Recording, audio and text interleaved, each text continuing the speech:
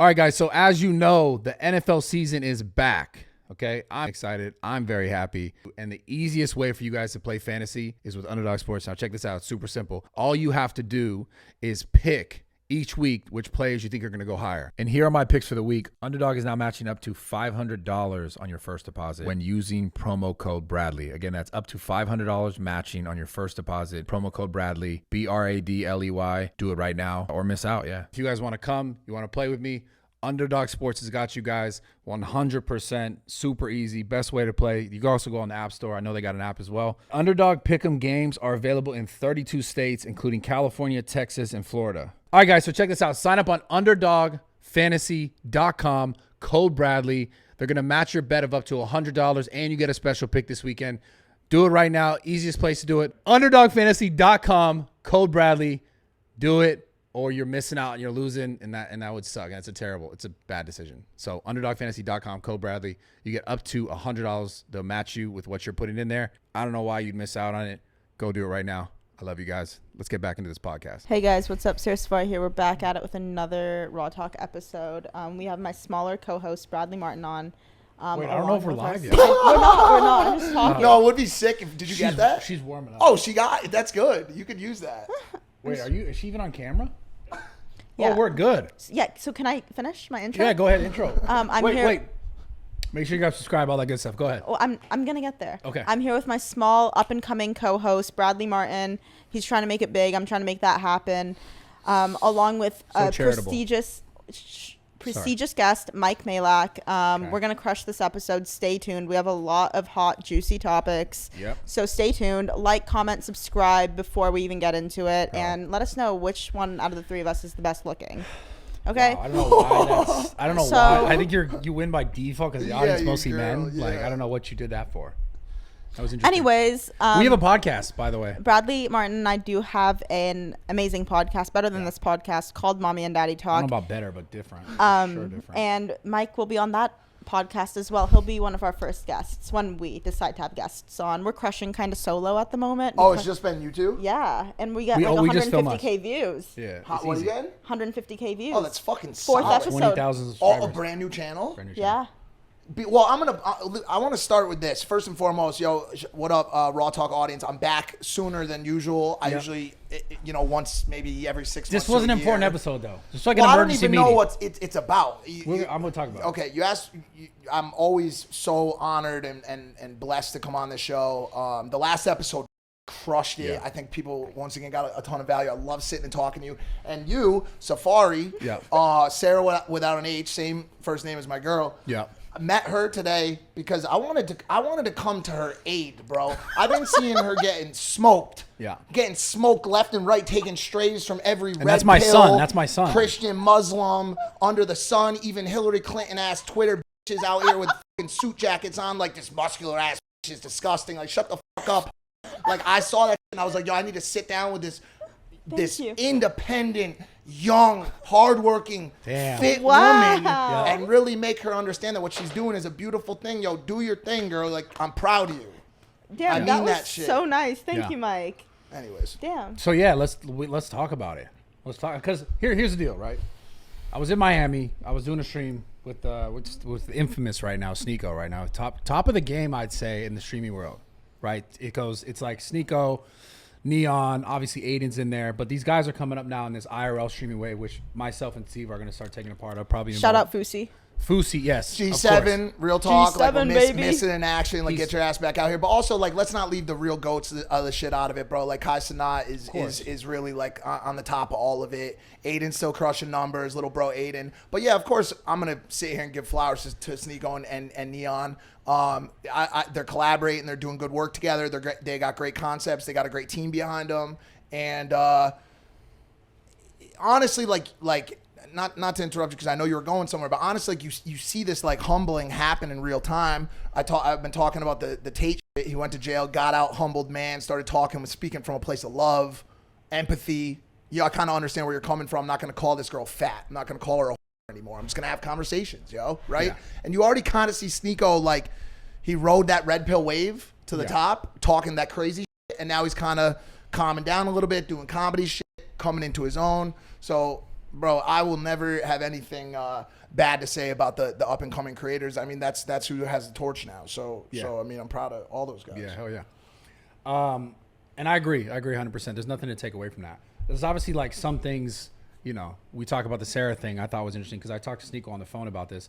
There was nothing crazy that was said. The only thing crazy that was said to me was like, he did the whole like man voice. And I was like, yo, that was personal. Bro, he cooked me for 25 minutes. It was a 25-minute segment of his like 2-hour desktop stream. You feel burnt? Kind of burnt? I was so burnt. I felt so burnt. I was sad. I was like sweating because I got hot. Did you get any tears actually? What? Did you get any tears? No. I don't. Okay. No, I didn't cry, but I was just like. What are you, too manly to cry? No, I'm just no. kidding. Okay. Yeah. Fuck.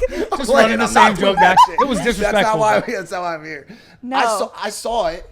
I did see that clip. What'd you think? Well, cause honestly, like homie cooks, right? And he's entertained. Me and him do battle. We'll talk about it. Like, we do We're gonna go into medieval battle, right? Yeah. But like he knows what he's doing. He knows how to troll. He knows he's enthralling and entertaining and enthusiastic on camera.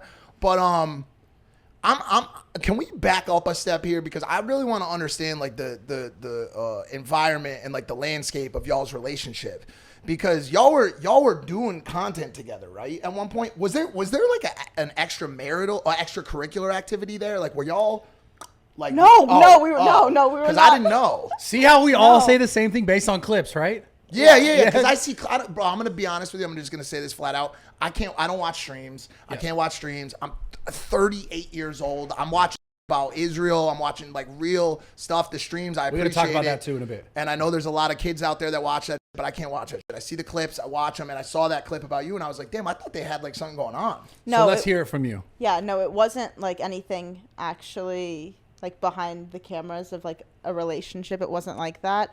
I thought it was a mutually beneficial filming content together. Yeah. Hence why I did not think that he should have cooked me as much as he did, because regardless of other women he's had on his streams, I think I brought more to the table. Whatever, it might be my ego or something, but I think that I provided value to his streams. So I don't think he should have cooked me as hard as he did. I told him that. I called him and I was like, bro, I felt violated. What did he say? He cooked me. What did he say on the phone call? He said, I can't find a reason to tell you I'm sorry. Yeah. He stands on that. He was it's just a different attitude, bro. Like, okay, there's so much to unpack there. Like, take it from potentially the king of clickbaiting with girls. Yes. Like, I don't know that there's any, but yeah, I don't think there's a single person that will ever hit the 10 million view YouTube mark week after week just from running that game. I'll honestly argue that you like printed that blueprint. 1,000%. I give a little bit of props to Adam 22. Of course. Like, he was doing some, but it was very adult facing and a lot. And when I was doing it, like, these girls were actually my homies. I was either hooking up. I was with Lana. I was with Emily. Yeah. You know what I'm saying? Like, I was either with the girls or I was homies with them. So I always felt like it was just like content. Like, we were just shooting content. I wasn't like, yo, I'm gonna go link up with this chick to burn a view count. Right. It just made sense to me. So when I saw that happening, it messed with me a little bit, because there's really no mistake. Women in thumbnails and as clickbait on social media and on these content increase channels, views, run the whole shit. Yeah. That's a fact. Like, bro, like you saw when they did that hot tub stream, which is where me and SNEAKO got in the argument about. We gotta talk about this. Yeah, I saw when that. they did that, their numbers were atmospheric, bro. You know what I'm saying? Like out of control. So then when I saw that, when I was like, there was this like argument point about who brought more to the table, and I saw that. And I hadn't met you. I had seen you on some Snapchat stuff and some other channels. And I said, let me dig into this girl's engagement. I go on her Instagram. She's pulling 250,000 fucking likes and tons of comments. Mm-hmm. And I'm looking at some of these other channels, Snapchat, some of these other things. I'm like, yo, this girl's numbers are beefy. Yeah. This isn't some like, oh, SNEAKO had her on and now her numbers got beefy like Logan used to do for people back in the day or whatever. Bradley made me a year and a half ago. Yeah. Her numbers are crazy. They're in space, bro. Yeah. So like when I saw that and him saying like, it was the way that he reacted to that call out, which was like him kind of laughing about the idea that he brought more to the table, or I was just like, that just doesn't. And I understand that he has a cultural relevancy. Like, he walks out and everyone knows him. Maybe I don't have that as much as he does. Whatever it may be, like, I get that. But also the other women he had on his streams, they benefited way more than I benefited. It was a risk for me. For them, they got subscribers to their OnlyFans. for me, sure, I gained maybe followers on Instagram. How many? I think I gained probably 10K. 10K? Okay. Back this up for a second. Because back this up for a second. So no, because listen to me. When I talk about But I told him no, thank you Sarah, for that. Sarah, that's not what I'm talking about. Oh. When I talk about doing this, I want you to really listen to me for a second. Yeah. When I met Lana, I had 200,000 on Instagram. Yeah. 6 months later, I had 1.7 million. Okay, you want to talk about power. Yeah. Like, this is not, you just said to me, like, I get it, like, SNEAKO's, like, super culturally relevant and everybody knows him. Where are you getting that statistic from? I go out. I'm out on the streets. Who are these people that are walking around like, yo, do you know SNEAKO? I've never had that question asked to me. Not one time in my life. So I think what you're doing is you're misaligning your perspective with real fucking power. This is this is new age shit. This is streaming shit. I'm not gonna take nothing away from them, but they're not cracking like that. Kai Cenat's cracking like that. Kai Cenat shuts cities down. Yeah, the New York.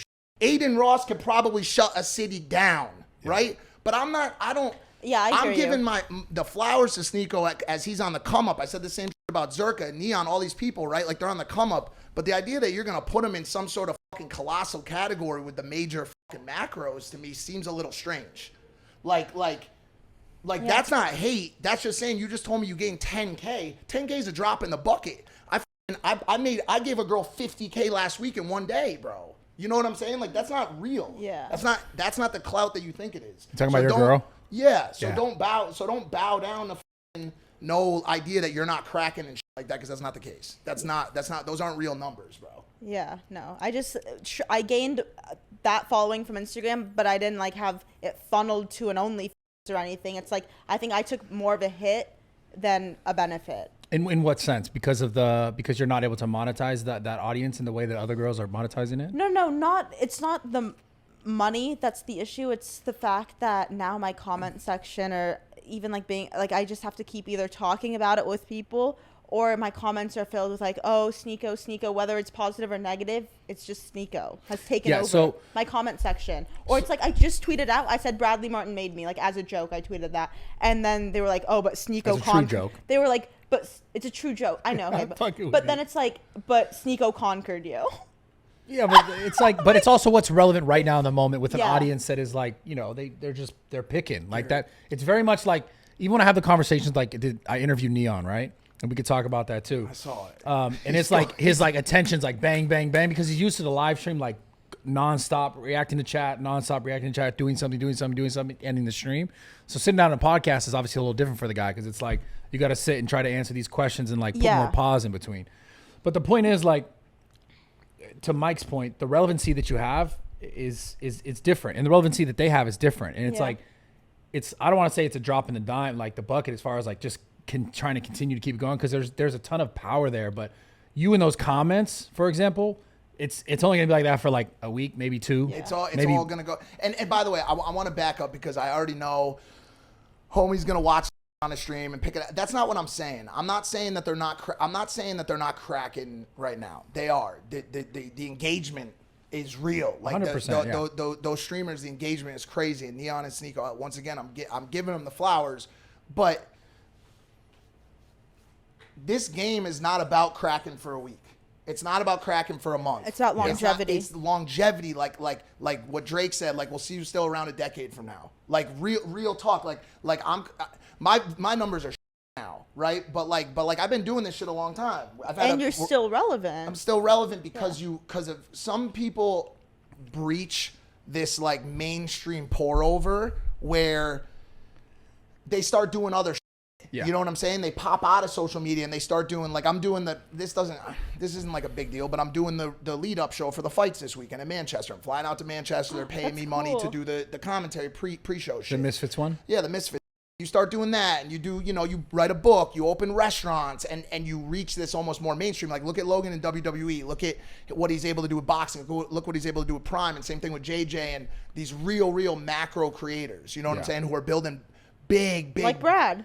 100%. Yeah. So I'm not trying to take anything away from those guys, but it did rub me the wrong way a little bit that that there was like this, in his mind, this extremely obvious, like non-symbiotic value delivery from his side only to you, whereas like the channels were pumping more when she was in the thumbnails. That's how it works. So here's the debate for me, and this is in regards to things that were said about you as far as like the attention grab for OF only, and like him doing it versus you doing it, and that conversation that you guys had.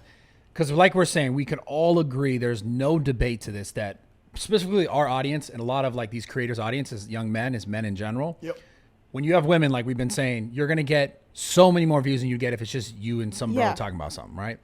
Now, in regard to this, like OnlyFans, like leveraging these creators, or creators leveraging the OnlyFans girls, that's where I find it interesting, because I was trying to have that conversation with SNEAKO about like, because he was telling me that the way you did it was different than the way he's done it. Now, I want to answer to that. So he showed me a clip of you back in the day. Your hair was a little bit fuller, I think, before the transplant. Like this is young. This is younger. No, and it's full now. Sure. You look amazing no, now. Yeah. Definitely younger. I think Emily was in that clip. Yeah. And I'm watching it, and like he's like, "See, this is the clip. This is the reason why." And I watch it, and I didn't. There was no direct like call out of you being like, "Go to their own." But yeah, you were a little bit more like showcasing them, but in relationship, not so much sexual, just showcasing that they were in this industry and you were reacting and talking to them about it. So when I asked him, his response to why it's different for him is that, and this was on stream, was that it's because like I call them at least this many times in the thing, so it's like justifiable. So that's why I find it interesting, because the point is this. I didn't see that energy on the Sky Bree stream. He wasn't. Was he calling Sky Bree a whole? I think maybe once at the beginning, but not to her face. Also, it's just like in this chat. And like, just out of curiosity, like, did you have to do it in a hot tub?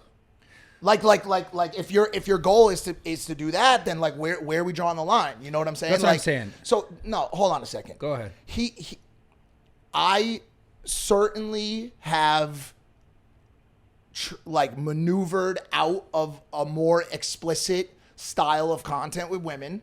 I certainly was much more facing back in the day. There was much more questions about that type of thing. Yeah. Because it was of interest to me. And honestly, like, to look back and say, like, at that point in my career that I understood every aspect, angle, evil of the industry and what it does to men and all that stuff, I wasn't thinking about that. I was following the predecessors of Howard Stern, of Hugh Hefner, of people that are able to coexist with sex workers, have a good time, and make fun content out of it. Right. This was a time very, very prior to, if a woman has more than one body, she should be put in a trash can. Yeah, no one was talking about that. You know what I'm saying? Because, and by the way, no one will be talking about that. This is some dumb passing fad of this prerequisite of virginity, which is just stupid, that has been propagated and elevated by 12-year-olds. They're not, these aren't real. That's the thing. That's the difference. These aren't real people, bro. These are people who have never, like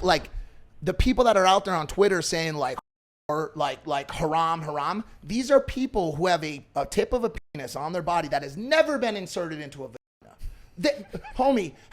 They have never. Not in all cases. 98%. They have never even rubbed the areola of a fucking titty in their fucking. These are 16, 15-year-old virgin men who are still so like new to all of this, and they are still struggling with the fact that they don't even know how to approach a woman and say, "Hey, good to meet you." You know what I'm saying? Like you seem like a cool girl. Like, let's hang out sometime. In their mind, like, you see it even with this Dylan Danis. In their mind, if someone goes like this on a show and that's screenshotted, like I'm holding her hand for 3 seconds, we 50 times. We 50 times. She's a whore. I'm a fucking. She's ran through and he pulls every girl he's with. Do you feel me? Yeah, I've gotten that forever. Okay. Oh, yeah. The whole environment is fucking stupid. Yeah. Okay. All of this is dumb, right? And so yeah, like at the time, I didn't realize that this environment was gonna exist 5 years later, and I was gonna have to be answering for my sins to an Arabic universe of pissed off Muslims. Like, I didn't know that was going to be the case. I love Muslims. I love the Arabs. I got a ton of homies in that space, but I didn't realize I was going to be judged by them in a couple years. Like, I didn't know that. Yeah. Now times have changed a little bit. I've started to better understand like the evils. I don't watch myself. Really? I don't watch myself. Dang, let's go. Go through my search history. I'm not a big consumer because I do believe that it does set some unrealistic expectations for the young man. 100%. So shout out, you know, the Red Pill, and shout out those guys on that aspect because I think they are putting some good out there. But all right, boys, quick interruption from the podcast. Green Chef. I've talked about this before. I'm going to talk about it again. You can never hear this sort of stuff enough. Food, what you eat, how much you eat, when you eat it, all this stuff is so important to your goals. Not just physical goals, your mind, right? You want your body, obviously, you want it to look a certain way. You want to feel a certain way. But all of that is going to be dictated by the food that you put into your body. Okay, so if you're not keeping track of that stuff, but you're going to make it a lot harder for yourself than you have to. Green Chef is dope because it allows you to like pick and choose what's going to work for you in your diet, right? You can choose from like so many different sorts of diet types. You can mix and match things, but basically what they do is they send you all the ingredients so that you don't have to play any guessing game of what you need to this to make it taste like that. They kind of ship it to you all ready so that you can prepare it in a way like you can cook it instead of just like heating it up. You can cook it in a way that is like very easy to understand, very simple, very convenient. And it's like, again, it's all prepackaged. You kind of just open it up, boom, make your meal. Easy. All the guesswork gone. You don't got to go to the store and be like, yo, what do I do this? And what should I get for that? How do I get this to make it taste like that? All that's gone. Okay. So if you guys want to check it out, go to greenchef.com/60RAWTALK. That's 60 RAWTALK, and use code 60 RAWTALK to get 60% off plus free shipping. Do it right now. Let's get back to this podcast. But it's contradicting, right? There was some contradictory shit that happened. And the only reason I even approached him on it was because he has gone out of his way every single time he was given a chance to call me out on it. And by the way, I just want to say this. I think was probably under watching this, but I did when he was in LA, I did invite both you guys on the podcast to have this conversation. Yeah. So there's no like, he knows he's going to see this. This is not like I'm trying to load some fucking conversation. I'd love to have it with him as well. Me too. I've said this about Tate. I've said this about everybody. I would love to sit down because when people ask me like, yo, how do you feel about this person? I don't hate any of these people. I have not even an ounce of hatred towards any of these people. Yeah. And I hit you up and I was like, yo, hit SNEAKO. Yep, you did. Tell him meet at your house and let's run this. Let's really run this and debate this without a smoke bomb of how many genders are there. Yeah, let's talk, bro. I saw that clip. Yeah, I saw that clip too. But yeah, so at the end of the day, I mean, it's like the thing that's interesting to me is just the virtue signaling of like when he does it, it's different. When I do it, it's different. Like meaning like it's worse and that's better. That's the thing that I find interesting because at the end of the day, the leverage point is still having women in your content for views. 1,000%. And both people did it. And I would never call somebody out on that because I've done that whole career. But the only reason I even said anything and really got fired up about it was because he had gone out of his way so many times to call me out on it. Yeah. And so I just wanted some clarity as to what it was. And he donated the proceeds from the stream to I think like a Muslim charity of some kind. And it is what it is, bro. There's really no reason like I'm high level and I really mean this shit. I know I'm like firing off today and like I wanted to bring like good vibes and shit, but like these conversations are relevant. I'm trying to remove myself from a lot of this shit, bro. Yeah, and so this another topic I want to talk to you about, and we'll get into some more stuff with you, Sarah. But no, I like this. I want to get into Logan Paul stuff with you because we had some conversations before, and like every once in a while, I'll send you something. I'm like, "Yo, did you see this? Did you see this?" And it'd be about Logan, and I'm not gonna lie, I started to feel like, damn, maybe Mike doesn't like when I do this. You know? I yelled at. I already said it on one podcast. I'm not even gonna say his name again. I yelled at somebody the other day because they texted me and said, they put me in a group chat. It's a very prominent athlete's son. I'm not gonna say who it was, but they said to me, "Yo, I don't fuck with this lawsuit shit." Yeah. And I said, "Text Logan, bro. Why am I like? Why are you utilizing me as some sort of like consigliere advisor? Yeah. Like I'm gonna go get on a flight to PR 40,000 light years away and sit down and be like, yo, there's a conglomerate of people in Los Angeles who don't think the lawsuit's a good idea." And then I said, second of all, bro, why don't you talk to the person who actually filed the lawsuit? Because this has been a huge conversation, huge talking point for Dylan, for everybody involved, is like, how dare he, threaten the sanctity of pre-fight talk with this lawsuit. Homie, he didn't file it. It's not his lawsuit. Wait, what lawsuit? There's a massive lawsuit against Dylan Danis for like the way he was kind of either getting information or posting kind of like private photos of Nina in relationship to the fight leading up, making it look like. Do you think that's a justified lawsuit? I don't know exactly because what's I in the feel lawsuit. terrible for Nina. No, so does anybody with half a heart. I don't know which specific things they're like identifying as like these are the, because I know a lot of it is public stuff. It's on the internet. You can Google it, but I don't know if there's specific things that are like beyond that are just like. Yeah, but it's the intent also behind things. Like, sure, it's already online, but using it for malicious intent is different than it already just being posted on someone's archives from 20 years ago, 10 years ago. Well, no, it happens in the fight game. It certainly happens in the fight game. Like, there's no real like excuse for that shit. I think the issues are, one is everything that he posted public info, right? Like, that's the first question. Like, did he only post shit that was actually public? And then two was the relentless nature of it. Like, when you have a Conor or like a Jake Paul situation where they drop one tweet about someone's wife or girlfriend or whatever, but like the idea that it was going to be every single day, for leading into the days. fight, for like 60 days was, I think, the main issue. How does she feel? I don't know any of them personally, but this is like where that line comes back again, where it's like I'm answering questions. Okay. No, I don't mean that. Sorry, I don't mean that in like in a mean way. It's just like that's like the boat that I'm trying to get out of.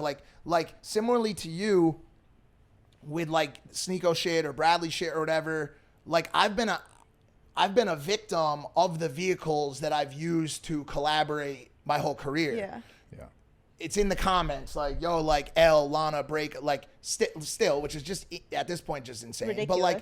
But like, Logan, like, Logan's right-hand man, Logan's yes man, like, all this shit, which is just so categorically, historically untrue, but you can't, this is my advice to you, is like, don't even try to argue it. Don't even try to make jokes about it, because it's never gonna, it will go away. Like, as he said, it's gonna trickle down and, like, fall off, especially as you continue to create your own identity and build out your own identity. Like if all this dumb social media shit, which I'm like trying to, like I said, kind of remove myself from a little bit, goes away tomorrow. I've got a community of hundreds of thousands of people that read The Fifth Vital.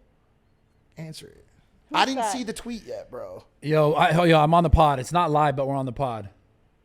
Okay, call me when you're done. Okay, I'll call you when I'm done. Okay, so let's talk about that. Well, should we have had that conversation with him? We can. No, Okay. and by the way, I'm happy to talk about Logan shit. That's not what I'm saying. I'm not. That's still my boy. We got the podcast together. We're still in a business relationship. Like all that shit happens. But like I have like it does get tremendously annoying for me to have to like answer questions all the time for someone that I don't have a fucking. Don't even worry about answering the questions. I'm just curious what's your perspective on this idea of like the suing, because like obviously you sat here and we say it's not Logan doing the lawsuit, it's Nina, right? Yeah. Do you think Logan has any sort of say in that lawsuit is the real question? Because the real question is like, is he behind there being like, yeah, you should definitely fucking do it? I mean, he says here he supports her, so obviously he's encouraging I it. haven't seen any of this. I wish. Yeah, so Logan, read the Schaub tweet first. Okay, so Brendan said something like, this bums me out. First rule of Fight Club, don't sue another fighter building the fight. And then he said probably some other stuff but Logan responded to this. I'm assuming it's based on that. It said, it bums me out that 3 weeks ago I DM'd you Nina's lawsuit details because of your ignorance, and response was, oh Jesus, did not know that. Not cool. Then you come on here talking about Fight Club rules like you're the referee. The twisted promotion of the fight has gone far beyond the fight game, and you know that. I'm assuming as far as like the disrespect. Plus, so that's where that's the conversation. Whereas like, is it going beyond the fight game? We'll ask that in a second. Plus, I'm not the one suing him. He picked a fight with an innocent woman who's standing up for herself the only way she can, by holding a predator legally accountable for breaking the law. Any person who doesn't understand that is a delusional twat. The lawsuit is her choice, and I fully support her. Now I get to break his face in front of millions of people and ruin his entire life. Win-win. You know what the thing about Logan is? People really, really, really want to see that guy fucking just lose. Logan. Like, not the fight, just in general. Yeah, I think because there's been so much shit over the years. It's not only that, but like, just to add on to that, this is where like that whole true power situation comes from that I was talking about earlier. That's not like You know, like you did, 100,000 stream views for fucking 3 months. Like, motherfucker's been sitting on a throne of controversy, a throne of victory, losses, but regardless, a massive mainstream supported throne for a fucking decade, bro.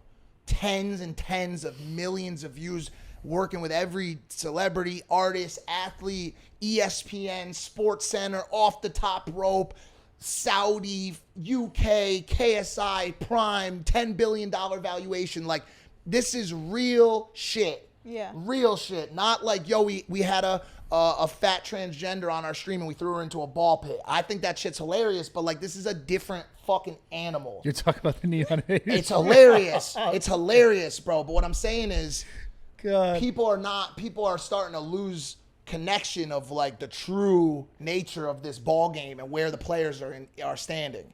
So while you're right, this is always going to be a shots at the throne category. Okay, no one wants to see him win, and I'm not saying it's not because there's valid hatred. He's done a bunch of controversial shit and people shouldn't be mad at him. I'm not saying that.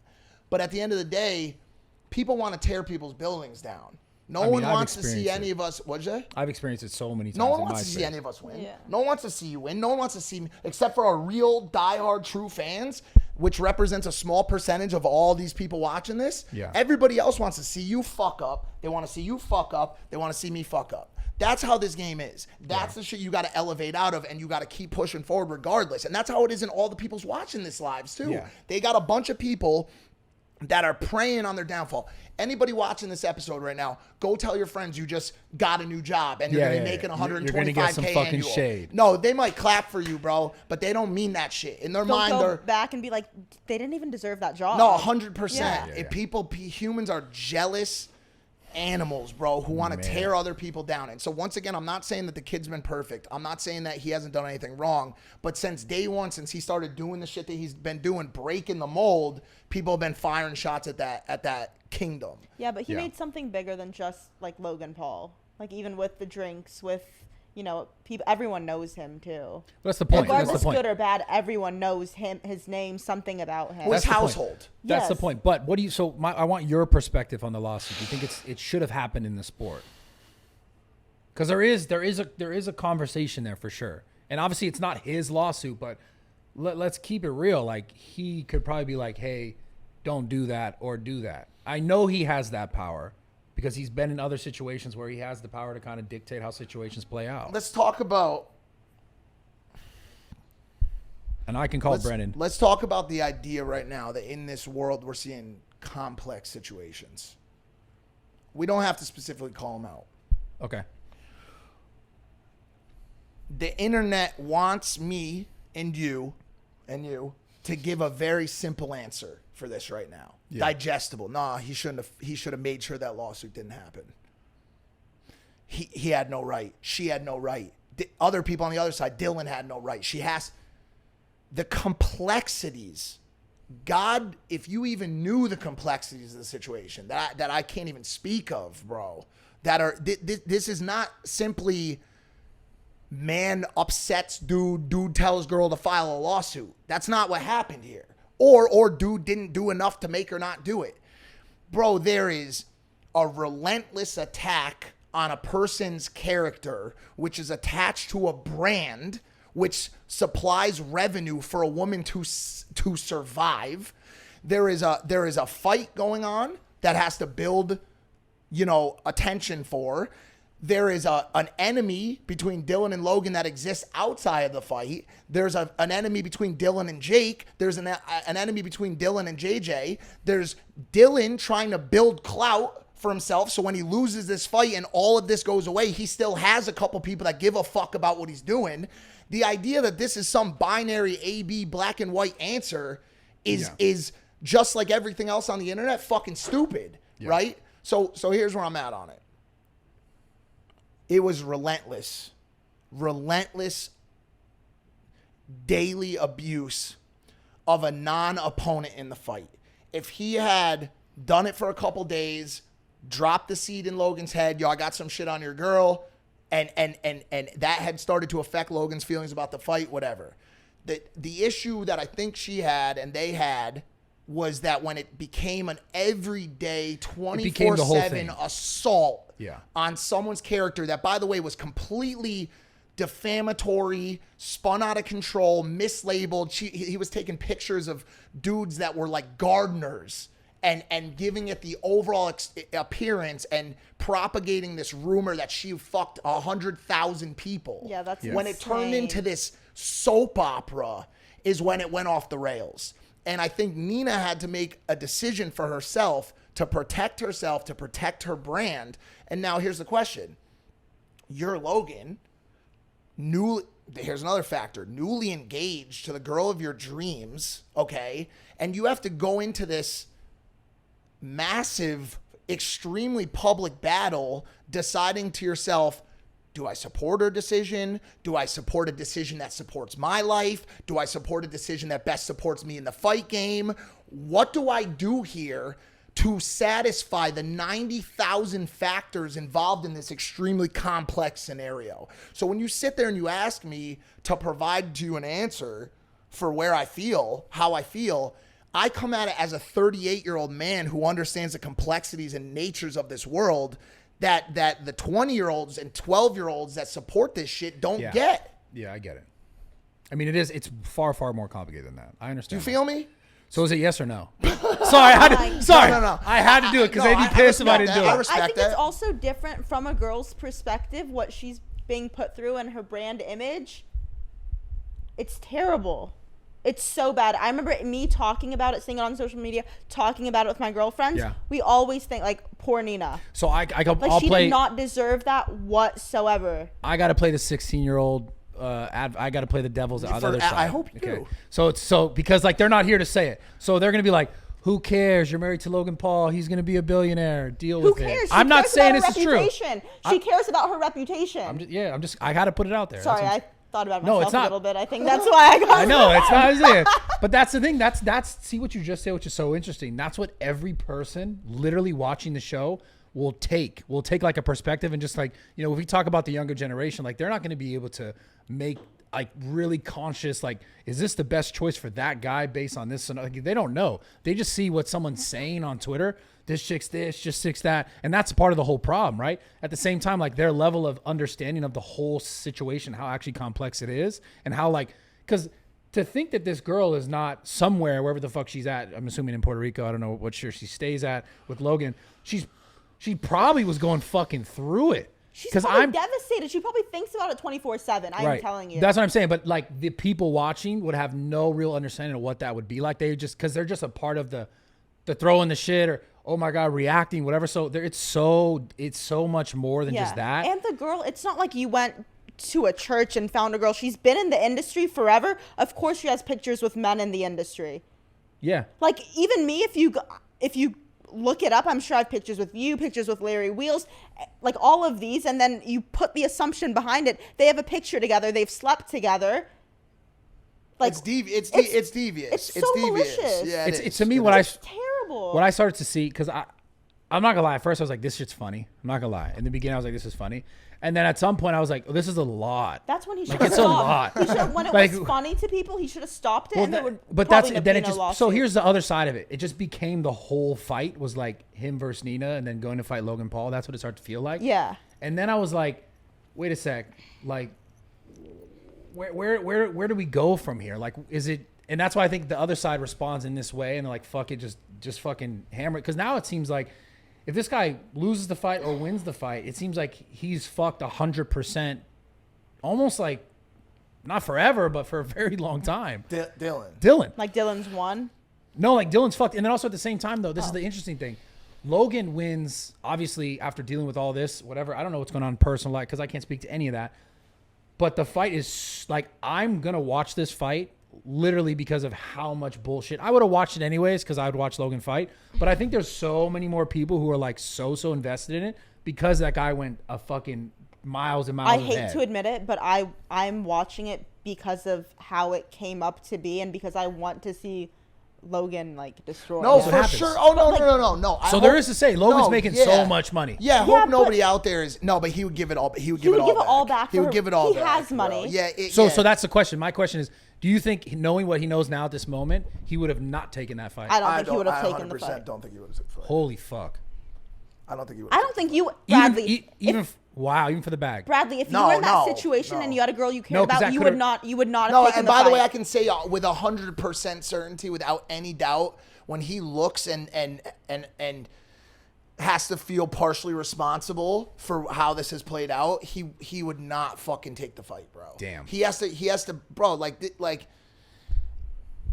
Bro, nobody wants to see their significant other being ridiculed like that, bro. You know what I'm saying? Like, regardless of like how he feels about it and the shit that comes out of it between them. Like, I mean, dude, like, Dylan did it to me even on the tiniest fucking scale. Like, he found pictures of the chick I'm talking to, like, dumbass, like, pictures of her at the club with, like, a dude with champagne bottles. And, like, bro, this girl's a fucking, just a normal chick who, like, you know, like you said, everybody has these pictures.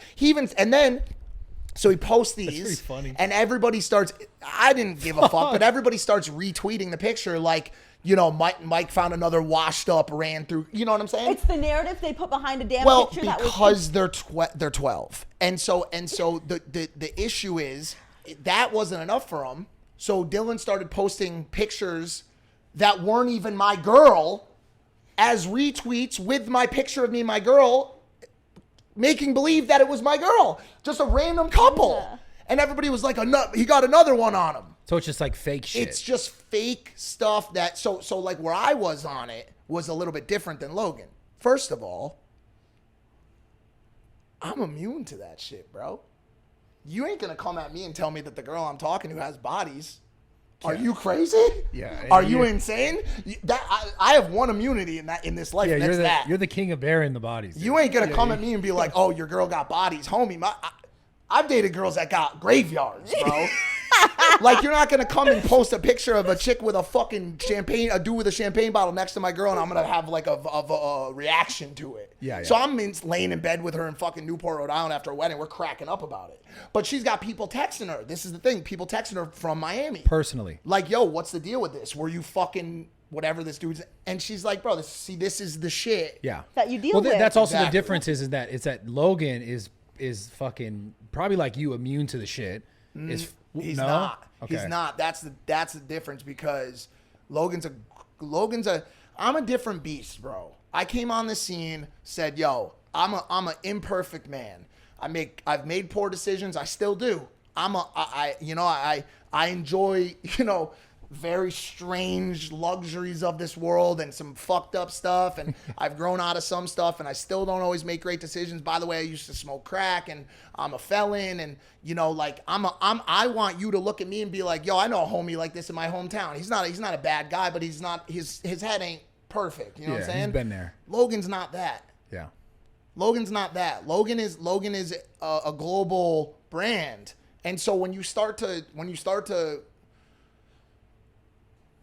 rock that ship with lies and deception and create a storyline that's not true, and it affects the brand of his partner, but also, by the way, kind of affects his brand. Yeah, because you're calling his love into question and his decision making into question as to who he chooses as a partner. Yeah. Mm-hmm. So it's just, like I said, it's just a very complex situation. What I was gonna say to that after that point, I mean, I think overall, though, it's probably safer to say he's a little more like immune to it. Maybe not as much as you, but his girl is probably not at all. Because for sure. Because and this is no disrespect to Nina, I've never met her, I don't know her, is that I didn't hear about her until all of this.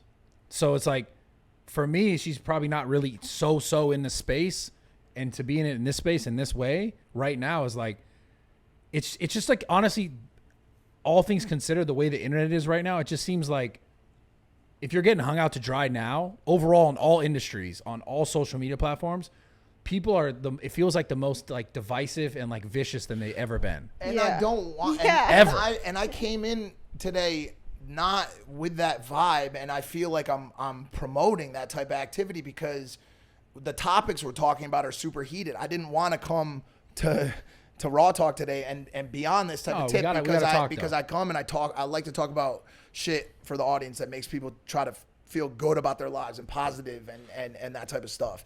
But to your point, But this is why it's important. This shit is heavy right now. There's a lot of heavy stuff going on, and finish this topic because I want to get into that as well. Yeah, no. So that's what I'm saying. I kind of want to Brandon wanted to call me, but overall, I wanted to say that like I'm trying to lead it into the next conversation is about just the state of the world right now, which is obviously some stuff we're going to talk about.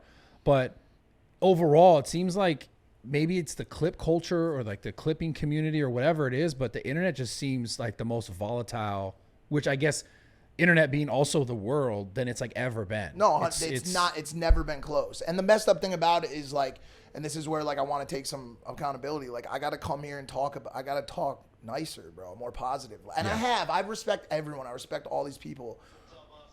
Okay, so it's Brennan. It's Shop. So we saw the tweets. What's good, man? I mean, caught off the little guy. I figured no one would see it. I don't know, man. And then it gets picked up all over. I mean, at the end of the day, I think he does have a case to sue. Well, he's not suing, his girlfriend is. Or fiance, Nina, yeah. But obviously, like, if my wife was going to sue someone, I'm going to be part of it. Meaning, do it or don't do it. I'm going to support it or I don't. I said that, She's going to dictate her decision based off that. So he's still involved. So when they're like, Logan's not suing, it's like, but he's involved. He could definitely make this go away. So that's what I mean by saying he's involved. I don't care about any of that. What I care about, what I was saying is, it's this YouTuber boxing thing, which I'm all for. There's a lane for it, and obviously people are listening. Do your thing, and it's great, and I support it, and I watch it, and Logan's a buddy, Jake's a buddy, Dylan's a buddy. Do your thing.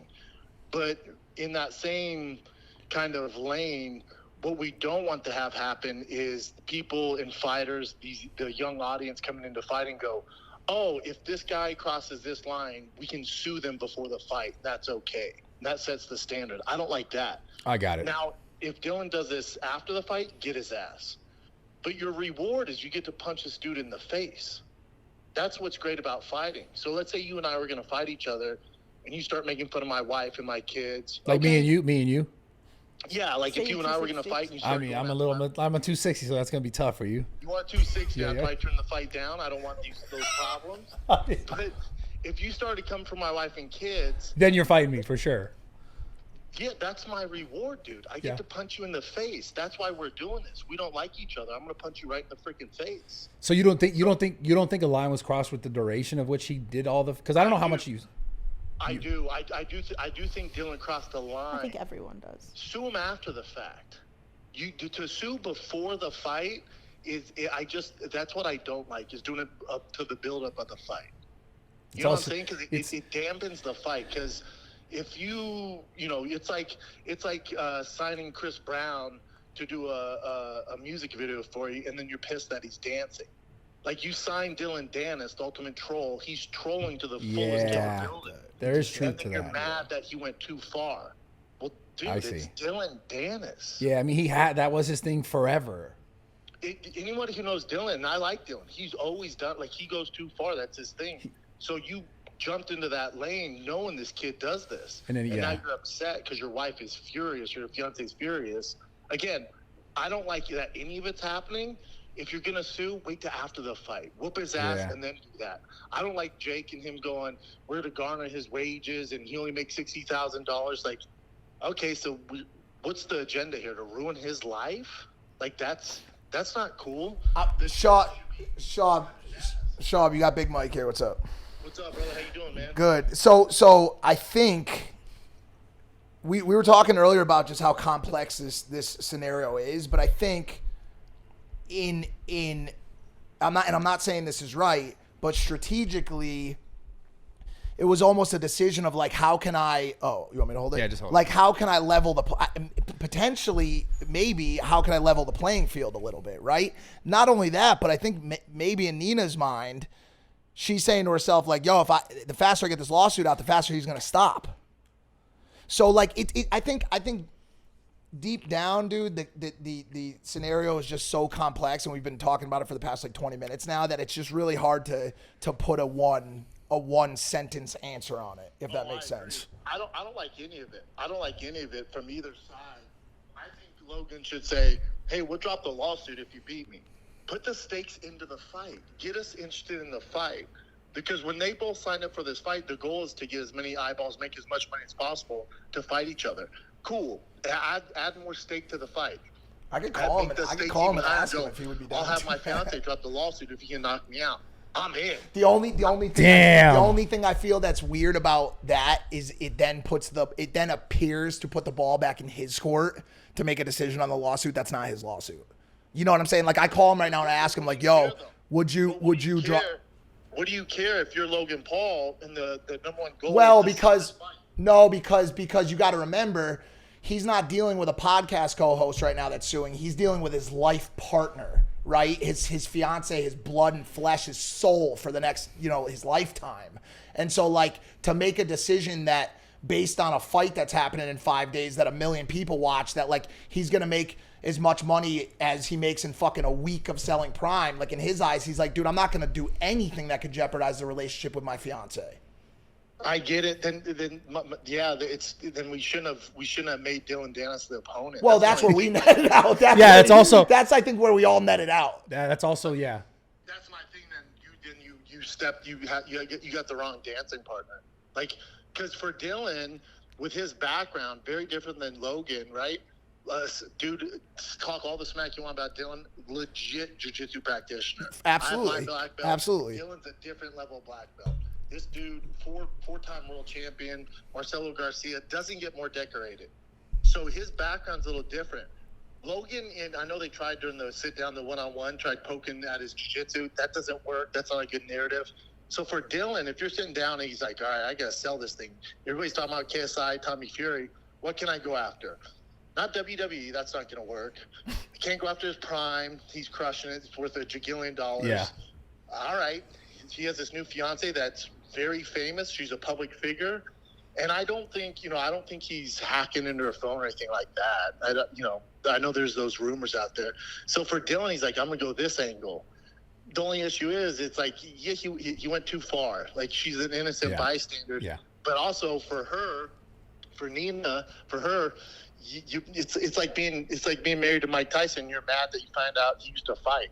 You know what I'm saying? It's like you signed up, like a little bit, like you signed up for this. That's like marrying George Clooney, being like, I can't believe you're just on the movie sets all the time. Yeah, dude. Yeah, I get it. Okay. All right, cool. I appreciate it. Yeah, but I love Logan, love Jake, Mike. You're the man. Bradley, I love you. I love you, bro. Dylan's the man. All this, I wish none of this happened. It went too far on both sides. Yeah. Well, hey, if nothing else, we're all excited about Saturday night, bro. Yeah, I'm so hyped, man. And that's what I'm saying. So hyped. Just punch each other in the face, then say, if you beat me, no lawsuit, dude. We're going sizzling. We're going sizzling. Okay.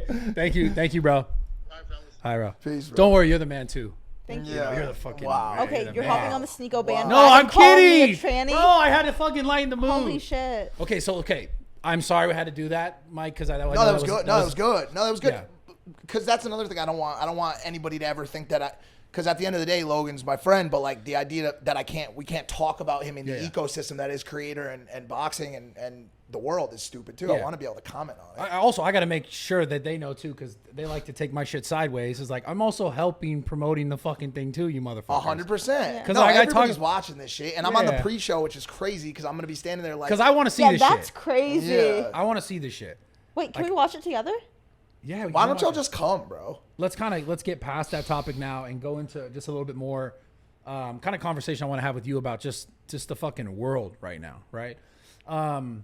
I feel like this Twitter, internet, this drama, war, all this stuff is never going to end. I feel like there's just a cycle in the world of, if it's not this, it's this. If it's not that, it's that. And it's crazy because right now we're talking about what's happening in the world, and it's like people's literal lives are just being like destroyed.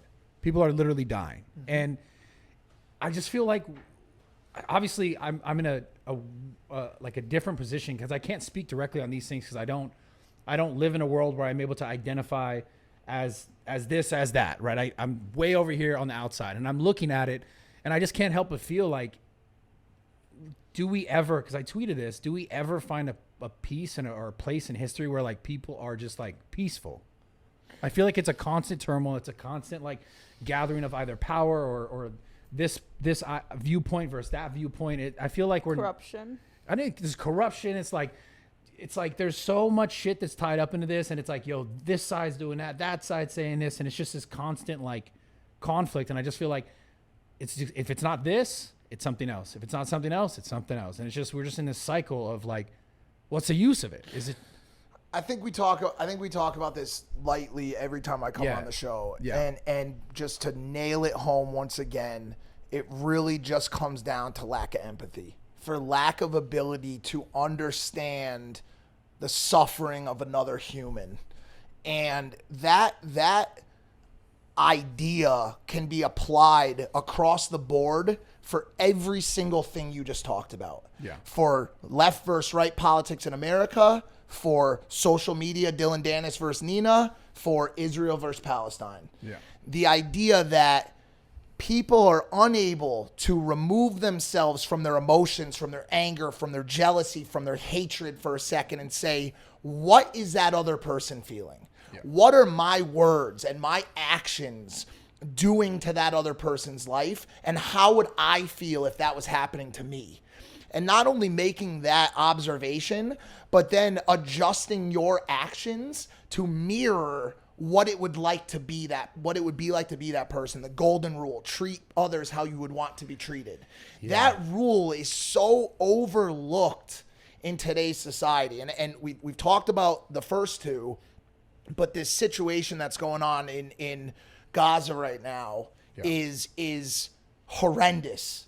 And talk about complexities. Talk about multiple facets and ways to understand a situation. 100+ year war. This is just a terrible, terrible situation. Yeah. Where, unfortunately, the decisions that have been made by a small group of men seeking power are affecting a mass of civilian women, children, boys, population.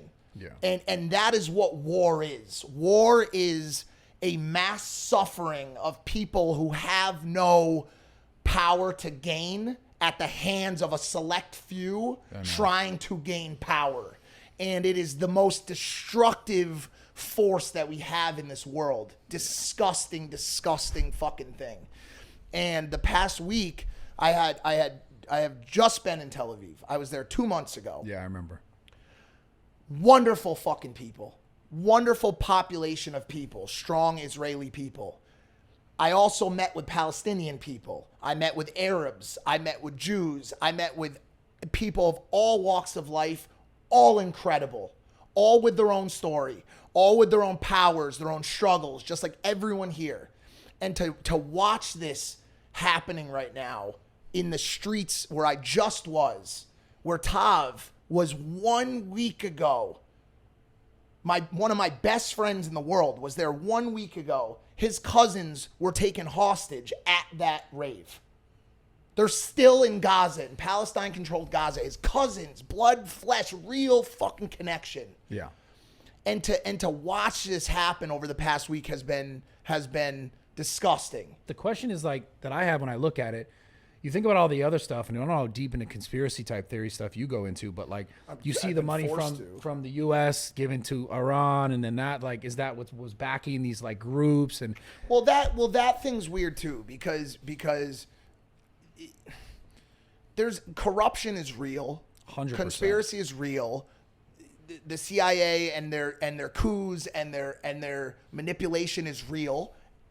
So I get all that, and there's been a lot of questions about how Mossad and CIA missed this because Mossad is one of the most powerful intelligence organizations on the planet. Hands down, yeah. They are fucking.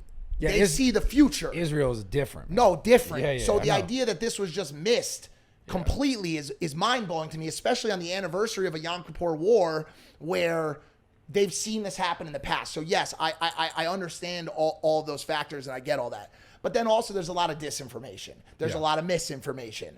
The idea that $6 billion was given to Iran, that is not the case. There was $6 billion in oil assets that were frozen, that were unfrozen in a trade deal with the United States. I'm not claiming that was the right move or anything. I don't know what that looks like behind the scenes. Right. But let's at least talk about the facts. Yeah. That money was unfrozen to be used specifically for certain aspects of Iranian government, feeding people, so on and so forth. Now, here's where it gets difficult. Say they now know that they can feed their people with that $6 billion of unfrozen oil assets. They can now unfreeze another $6 billion from their coffers that they were going to use to feed their people and buy rockets with it. Right. So I listen. I know there's a lot of people out there who think I'm stupid. There's a lot of people out there who think I'm really dumb and I talk a lot and I don't know what I'm talking about, but I truly, truly, truly study this shit. Yeah, and I try to really understand the geopolitical theater and as much as I can. And I'm not perfect. I'm sure I'll say things from time to time that are completely incorrect. Forgive me for that.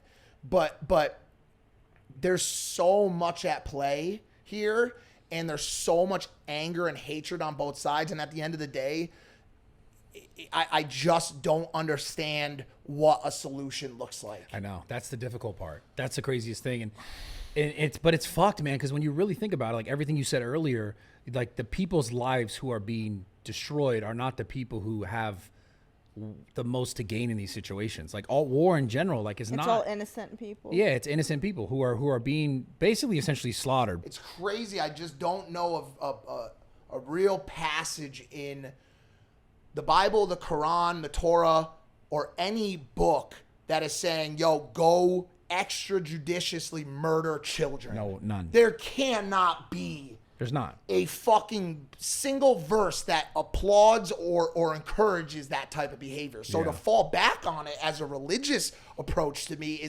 is haram. That seems like haram to me.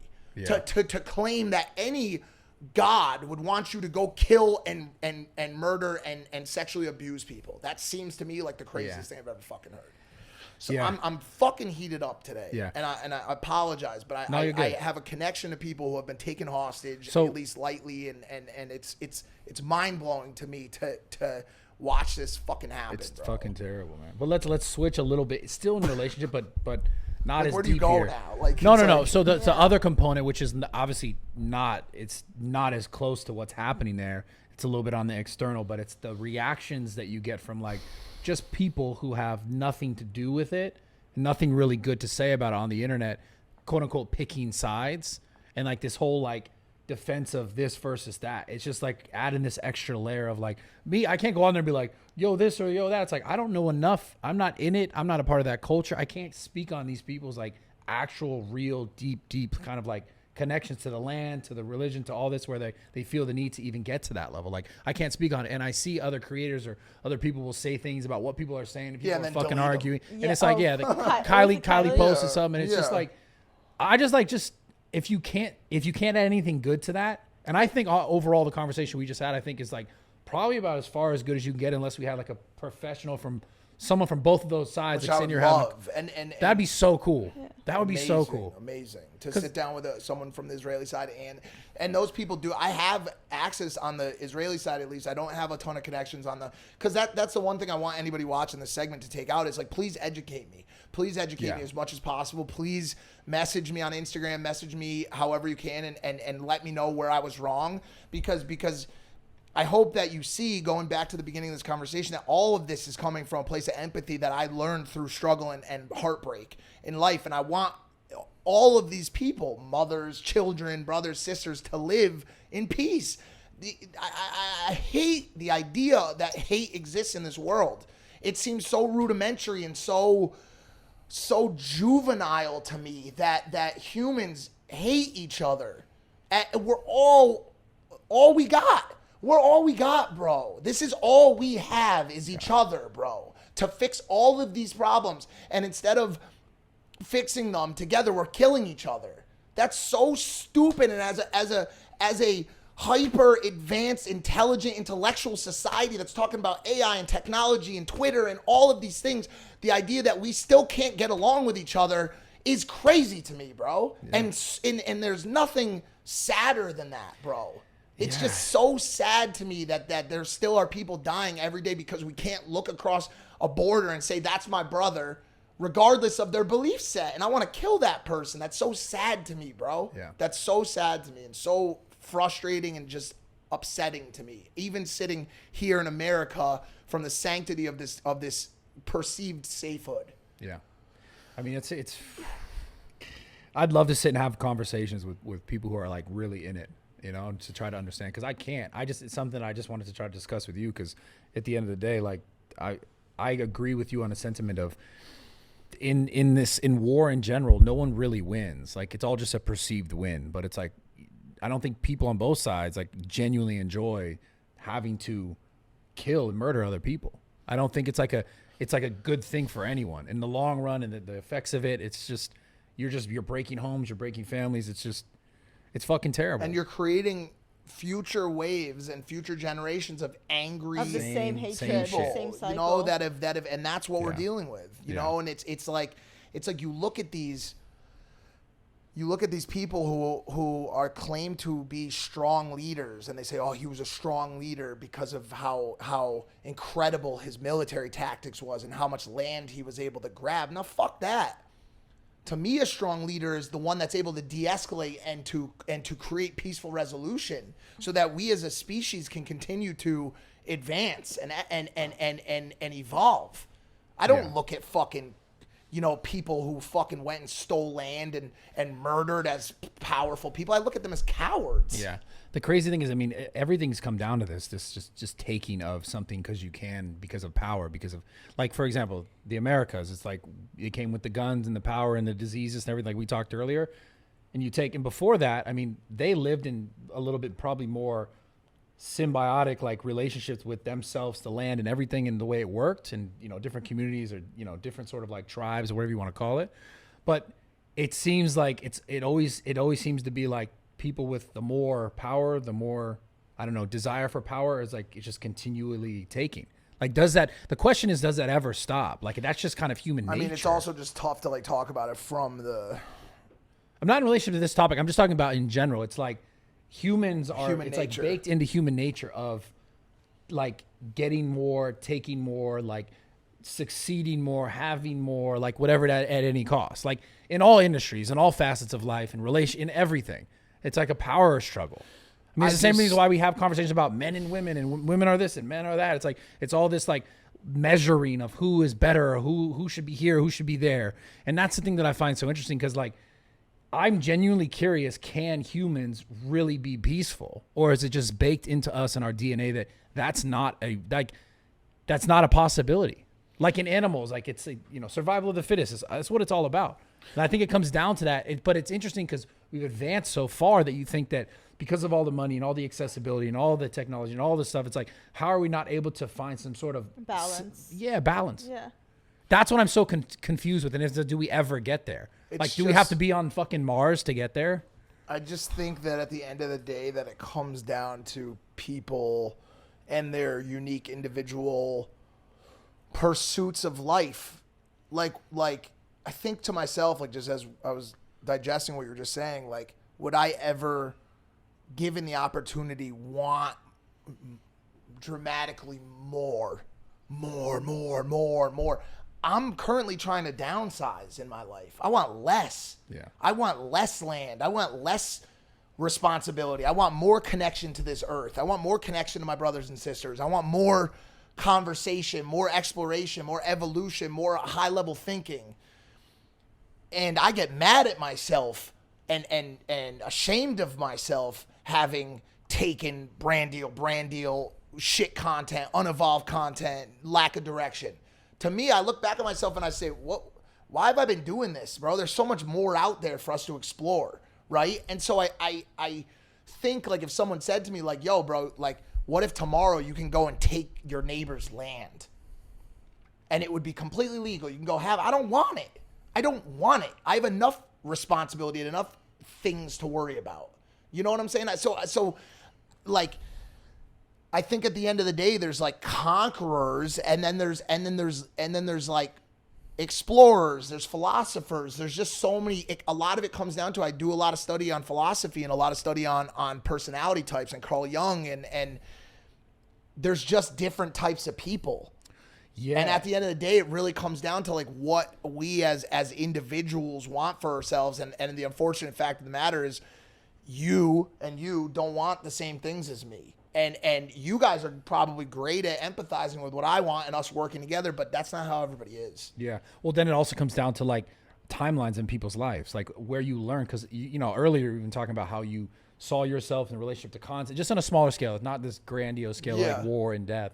But knowing what you wanted and how you wanted to be perceived was completely different than where you are now, and how you're kind of moving now, the kind of content you're making. So well, I'm not even making it yet. I'm here making it with you. Yeah, but I'm saying like I'm still doing my best to escape the garbage that it's not garbage, but it's not it's unevolved. It's rudimentary. It's entertaining. Like you watch it, I could eat food and show you that stuff. But see how it's all from perspective, right? It's all from like where you are now and what you know now. So it's interesting when you look at these situations of people who are like in this like despair, or like communities that are like trying to fight to get through, to get out, whatever you want to call it. Like they only know that. That's it. And that's why they have to fight to get out, because that's where they are.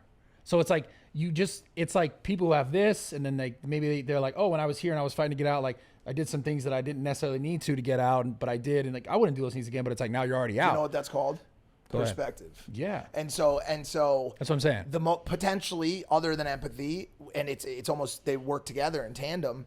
One of the most important things that you get out of this life, which is one of the reasons why I am so directed and pointed about how I address the current streaming audience of children who have no perspective. The red pill community and that guru community that's telling everyone how they have to live their life based on their understanding of life is so flawed, in that these people who are preaching have never lived life. Tate excluded. I said it. He's been through the ringer. He's buried his parents. He's been to prison. He's had to deal with a massive global public outrage. Like he's been through it to be able to speak from a level of perspective and empathy and learning. And I'm sure he's changing and humbling as he goes on in life.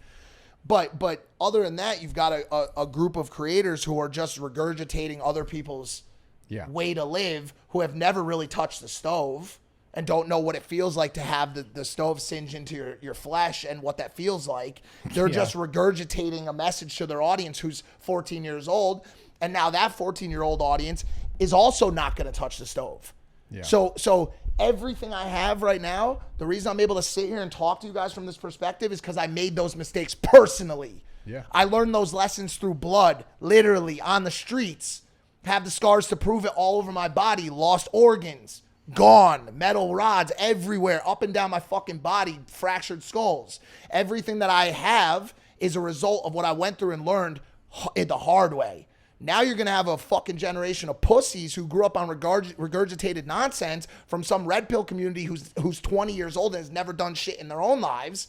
And you're going to have this once again, fucked up situation of lack of perspective and lack of empathy. So across the board, whether it's war-torn nations or social media children growing up without having lived and culturally understand the landscape, you're seeing it across the board. Yeah. So it's a fucking disaster. Yeah, Bradley. and it's just getting worse. It's getting faster, man. I've noticed that because I've been doing this for how many fucking years now. I noticed the speed of it is just like increasing every year, if not like every 6 months. It's like getting crazier and crazier, like genuinely. So I'm wondering, like, at what point is critical mass when it's like this is really a fucking problem? It's right now. No, it's right now. It's been a problem. What's your sorry? Because we were. No, I love this. I feel like I'm watching your podcast live. Yeah. I love talking to Mike. I love talking you guys to Mike together. Yeah. So you're obviously younger. Where's your perspective sit on this? You don't got to hit all the topics, but just in general. Well, I'll just hit on the last topic you guys were just talking about. But I think it is really bad, especially seeing some of the streaming. And being involved in it, that the message you put out to whatever your 100,000 congruent viewers or whatever it is, and I was telling you about this, Bradley, this morning on the phone, that those like 12-year-olds or 14-year-olds or even 18-year-olds pick up on everything you say and implement that into their lives. So basically what you were just saying, I'm sure those kids all have their own experiences as well and their own hardships or going through it or whatever, but the stuff they're fed through social media, I'm sure they go to school and they reciprocate those same things, those same ideologies, or the same sayings they hear on stream or whatever to their friends or to someone of a different race or a different religion or something at school or, you know, or at a grocery store or whatever. So I think it is toxic to some extent. I completely agree. And I was telling him on the phone this morning that I feel like kids to some extent are corrupted because they're little kids. Like when I was with them, I saw like little, like young kids going up to them. Why? Why? Have you ever seen a grown adult go up to him? Have you ever seen anyone over the age of 23 go up to any of the streamers? No, it was mostly or all. Have you ever seen someone over the age of 23 or 21 go up to any of the streamers? In your mind. In my mind, like, no. yo, would you want to go get a drink after this or go to the club? Like, has that ever happened? So. No, because they are quite literally simply indoctrinating a youthful audience of people who are willing to watch 7 hours of talk. Like, and I have no problem with the content, but I'm 38 years old. I made a tweet that got blown up and talked about, and everybody talked about it because I said that when the SNEAKO video dropped of those little kids saying we hate trans or whatever it was, fuck the gays. Remember that video dropped? Yeah. And to an extent, he said they're just kids being kids, and I get that because I was a little shit myself. I'm not gonna lie, right? Yeah. But I retweeted it and I said because he had tweeted those Call of Duty Modern Warfare lobbies. No, we're crazy for sure. Kids being kids. I get that. I get that. And also to SNEAKO's defense, he did right set them to an extent in the video. Like he said, like, nah, we're not doing all that. Yeah. But it brought up a more macro point, leave SNEAKO out of it, where I commented something on the video. He then responded, you promote porn to your audience, which obviously isn't the case. I hang out with girls, but I don't promote the active industry or any of that stuff. And in my mind, I believe that I tweeted that I believe that the promotion of hate towards any group far exceeds the demons of promoting porn. If I even was promoting porn. I don't promote porn.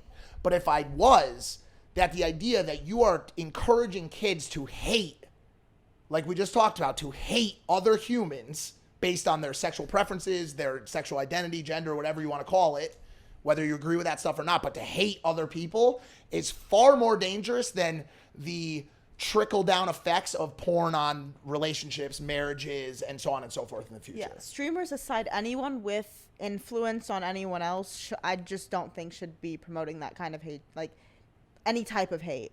It's if brand you have new. Any type of influence, 100% not just, agreed. This never would have flew 3-4 years ago. This is all the result of a. This part's interesting and potentially the most complex of all of this new free speech conversation that continues to evolve. Yeah, but it's tough, man, because like there's a whole other side that's like, has been touted and yelled about for quite some time that people feel like partly they're not I wouldn't say necessarily just going against, but also trying to speak out on. Fuck the woke left. That's what I'm saying. Clip me. That's what I'm saying it. Yeah. Cause I'm saying it, bro. Fuck that shit. I like when I gotta go and I have an asterisk that I have to fill out my pronouns on my psychological exam form. Yeah, and I call my mom and I say, Mom, I'm gonna be honest with you. She's in her 60s. I'm relatively libertarian, middle of the road, see both sides, but I don't really I don't want to fill this shit out. Yeah. And my mom says, write down that you're toast. You identify as toast. Buttery toast. They look at it, the generation above us looks at it as fucking as stupid as we should look at it. I get that. I understand that shit. I'm with y'all. That shit is dumb, bro. Like it's gone to extremes with gone to extremes with the child indoctrination about sex in school at 12 years old and what your gender is at 6. Fuck man. That. I'm with y'all. Yeah. But the idea that once again, back to reaction, just like we just talked about with the conflict. Yeah. You're gonna go fight that scenario with pure hatred. Yeah, that's the problem. And that's the thing. So it's all about how do you have that conversation without it and this is the fucked up thing about it all. If we talk about kids, right? The same way people are over here defending the kids, then is it just in defense of the kids in the way where we're now just making the kids feel like they need to explicitly hate someone? So that can't be okay. Right. No, none of us should be saying that that's okay. No, Yeah. like they'll call me an old head because I'm watching Neon stream. I did a video with Neon. I went on with my chick, in a very nice way. And you know, the first thing he's saying, I put my girl on the phone. The first thing he's saying is like, "Why are you with this fucking heroin addict, fucking old loser?" Then she's on the phone and he's calling her flat chested and ugly and all this shit. Like, bro, is that what we're on? And I get it. I see the snicker and I get the laughing because the reason it works for Neon is because this is the weird part. For Neon, it works because this is like the nerd of nerds. Like, that's why it works. Like, there's no bigger example it's of not like nerdetry. It's not like Brad. Right, if you did it, no one would be cool with it. But the fact that he's Yeah. willing with his, you know, his glasses and his fucking, you know, like He's so to funny, say it, man. He's so funny to me, dude. Neon is, it's funny. It's a good bit for a little bit. I get it. Like, obviously, like I hope to aspire to a little bit of elevated humor, but like, dude, like at the same time, like, you know, Adam Sandler was fucking Happy Gilmore, like putting dog shit on people's doorsteps and lighting it on fire. And we were cracking up at our age watching it. Yeah. So like, yo, I'm not gonna hate on what homie's doing or say that it's not, or get like super old head adult and be like, yo, that's not okay. But like, do I think that it's super beneficial for the youth to be ingesting large amounts of just straight hatred towards other people? Because we watch it and we think it's funny. But like, when they watch it, there's a group of those kids that are like, yo, This I is can get real. behind This That's is what I'm real. I saying. can get behind this anti-gay message. I can get behind this I can get behind this racist message. We laugh at it because in our hearts we don't believe that like Correct. it's true. We laugh at it. We're like, Right. we even say like, oh, they probably don't believe it either. It's just like comedy. It's the name of the game. It's social media, whatever. But then the 14-year-old kids, that's my worry, is like the children. Yeah, that's what the whole thing's about. Yeah. That's what this whole thing's and about. and they can always call me out and say like, bro, you're no pedestal of righteousness. I can look back at my career and say that I wasn't always perfect, but I also came out the gate, like I said, this was the difference. This was the difference with me, and this is important. I came out the gate with a message of, this is how I ruined my life.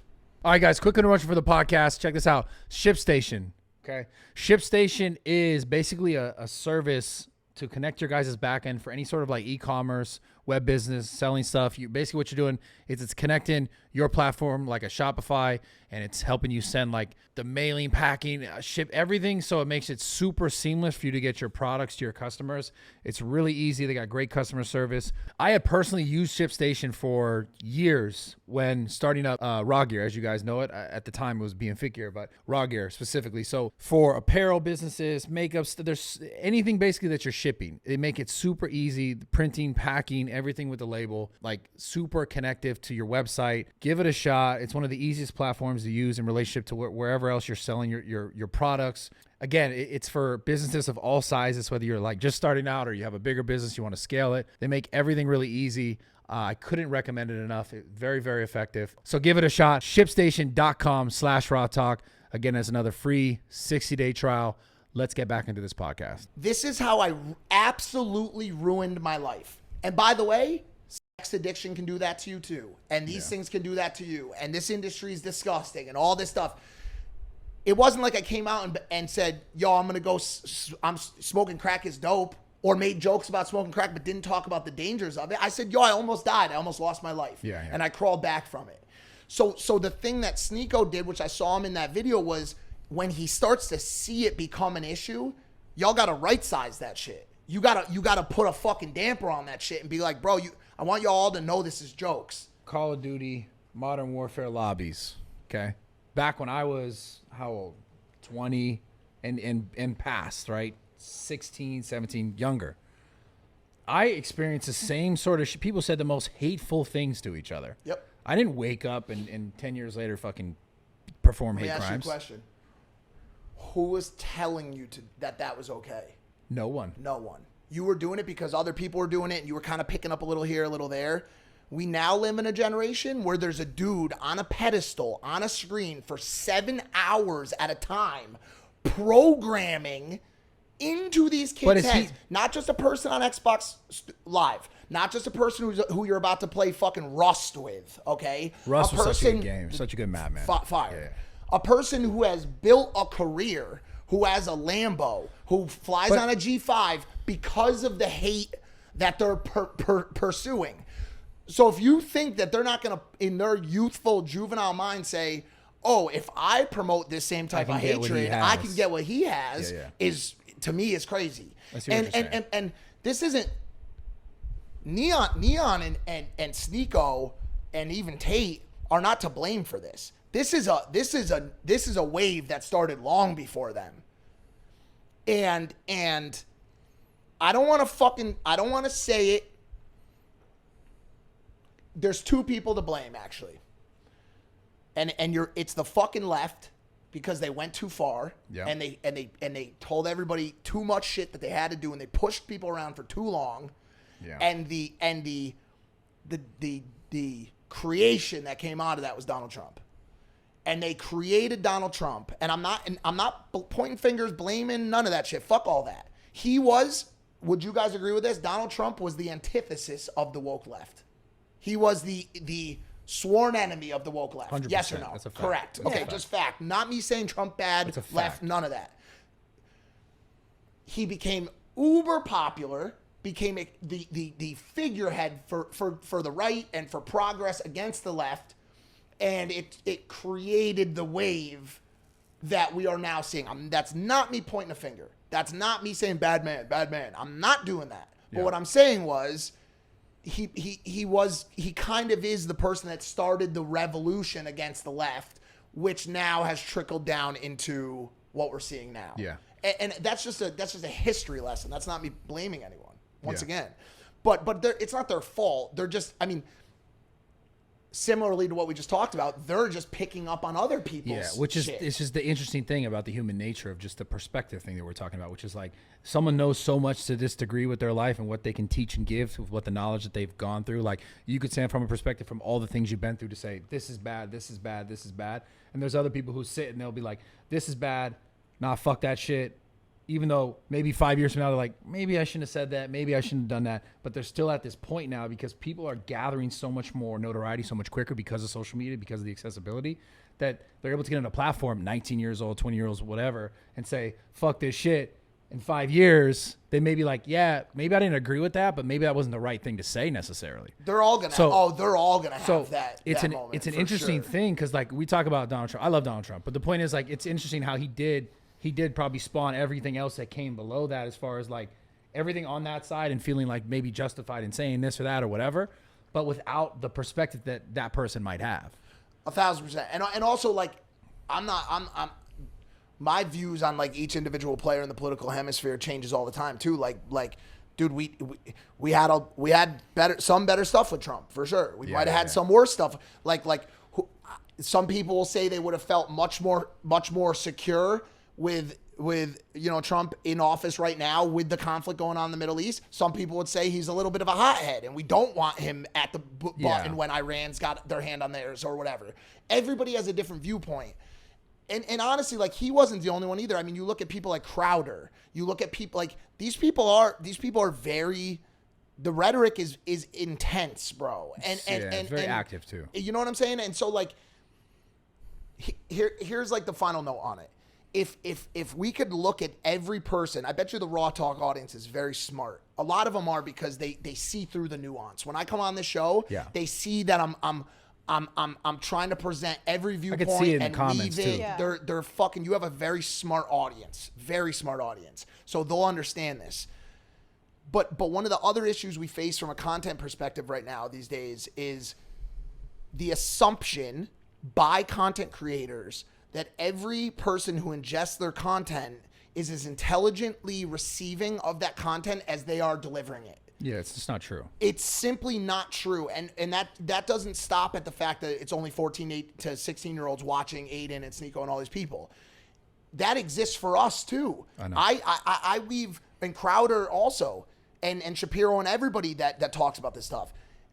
they're all weaving very, very intricate, fragile, complex storylines to unfortunately, I hate to say, some semblance of people who are running sub 80 IQs. And they're going to take the most simplest message from that. Like even going back to J6, like everybody's going to say what they want about it, but who knows who really told them to go do that? Or how many of those people really were just so dumb that the message they got was, let's go fucking storm this shit. Yeah. We almost have a responsibility as creators to understand that a certain percentage of our audience is not as mentally capable so in that receive the message. In that situation, then how do you? I mean, this obviously, I think you've done fucking honestly a masterclass right now of trying to be as balanced as possible. So then, for other creators who are out there trying to make content, or maybe some of the people you spoke about, like what could someone do better in order to like deliver their message without making it divisive? Because that's what it comes down to. The masterclass that I try to bring is one in de-escalation. Okay. And unfortunately, the way that the internet and media is set up, escalation is the route to success. People don't want to see a scenario de-escalate. They're not going to watch that. No one wants to be like, oh, the retweet percentage or the engagement on Twitter for a realistic longing peace in the Middle East would be 1%. Yeah. Would be 1% of the fucking landslide snowball effect that is violence in the Middle East. Once again, back to us as people. So no one gives a shit about my de-escalation tactics. I've wanted to write about it in my second book, but like, if you're really smart, if you're really intelligent, you understand the power of de-escalation and balance, then you want to hear about it. But people are much more interested in 48 laws of power, stomp your enemy out until every ember of their being is gone. That's what people want to hear about, and that's the unfortunate part of the situation. I get called a fence sitter. I get called this ambiguous, yes man who can't, who doesn't want to upset anyone. That's not unfortunately, that's not the fact of the matter. The fact of the matter is I'm not to pat myself or toot a horn, but I'm so elevated out of finger pointing and he bad, me good, you bad. Yeah. I'm so elevated out of this that I'm trying to de-escalate situations by seeing your point, SNEAKO's point, Neon's point, everybody's point, and saying, okay, this is me in the middle. How are we all coming here? Because this is where we win as a species. Now the question becomes, do you want to win? Do you want to win, or do you want us all to win? That's the question. Yeah. And unfortunately, the fucking real answer is everybody is out for themselves. Yeah. That's the fucking real answer, man. I mean, I've experienced that so many ways, just in my own way in this industry and social media, fitness shit, dude. Like, I've had so many experiences with, like, you think that because you're in a situation where I'm winning, he's winning, it's just like we would keep doing that. But then it's almost like people get, okay, you're winning. I want more. I want to take from what you have. I want to fill my pot up more. Like, I've dealt with that, bro, on a business level. I've dealt with that so many times. I've been taking advantage of so many fucking times. And I've talked about this before, but never really in detail. And it's just kind of like, I recently made a video about it, talking about it. And I should have said this story 2 years ago, but I didn't, because I was just thinking like, I'll just ride this out, let this go. But the problem in it that I've realized looking back now is, like, if you don't come and check the narrative of someone else, like, it kind of reminds me of this whole like Nina, Logan, Dylan, Danis thing. If you're not checking that narrative, then like the narrative will just be played without any sort of input, and it'll just be to your detriment. Well, that's always going to be the question, because that was one of my biggest mistakes, was not speaking up. It might not have been, because take this from someone who exists in a camp where a response is generally looked at as an L. Like, you look at Logan's public responses to this. Dylan Danis has put out 650,000 tweets. Logan's put out 12. Because when you are playing with people who are generally most of the time smaller than you, a response to those people, Manager Jeff, because of unfortunately what happened with Crypto Zoo and his and how that storyline has played out, has gotten a bad shake. I call that man immediately when I have a problem. That dude is dialed mentally in the world, human existence, not the world. He really understands existence and what to worry about and what not to worry about. I call him when I'm going through it. Yeah. And he will be cleared once that whole crypto zoo thing plays out. This story is going to look dramatically fucking different, and I think it's going to be very soon. He told me. Have they been working on that? It's being worked on. It's being worked on. The narrative, once again, to your point with this one, going unchecked. Yeah. You have school. You gonna get out of here? She got school. Sorry. Yeah. You're almost done with school. Yeah, I know. Kill it on that presentation. Yo, it was good meeting you today, honestly. New episode. Thursday. When are we gonna film? Oh, tomorrow or something. No, we're good. Yeah. It was a pleasure meeting you. You too. You see that handshake? Woo! Yeah. Yeah. So continue. So that narrative that there is no payback and that there's not going to be a resolution is wrong. Just gonna say that. I'm just gonna say. And keep in mind, uninvolved party, and that's probably why I can even say what I'm saying. Like, never had any involvement, blah blah blah. So I can say what I'm saying about it, right? Yeah. That shit will play out, and everything will look different. That's all I'm gonna say, right? Yeah.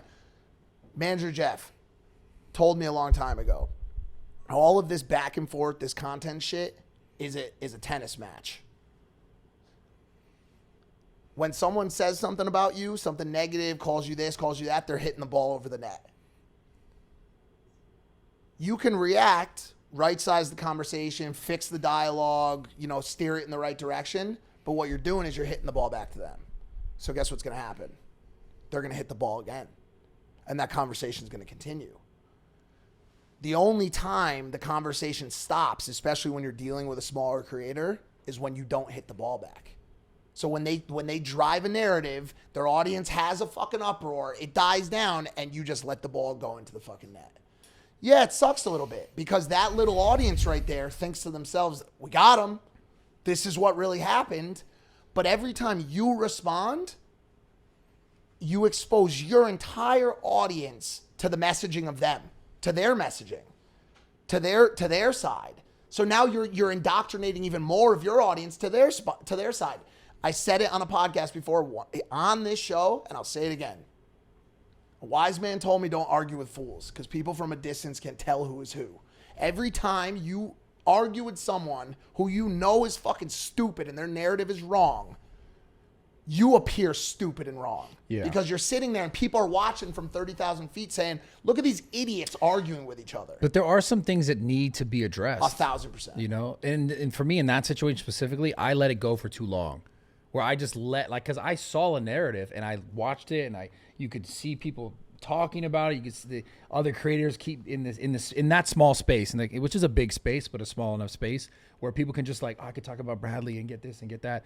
And it's just this narrative spun about me as my brand and me as a person without really knowing the true story in that video, and in that video, it wasn't it was no tennis. It was like, hey, these are the facts. These are the screenshots. This is how it was used since 2015. Right. I've never talked about this. I'm finally telling the truth. And people's response was like, "What the fuck?" Yeah, like you.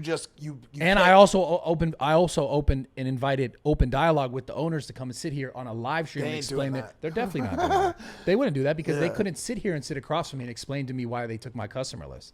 The answer is we don't know how that happened. We don't know. That's the answer I got when I asked them personally. We don't know. Yeah, like you bodied them. Yeah, you. There's nothing to say to that. There's no conversation to be had that they couldn't look like they've done something illegal in the wrong to leverage to benefit themselves and their brand, which they did over the years, 9 years, working with them since 2015. So my problem was though, the way it works on the internet, specifically in this, I don't know, kind of like a niche culture fitness space is like people just run the narrative because it's benefiting them with views, with calling out.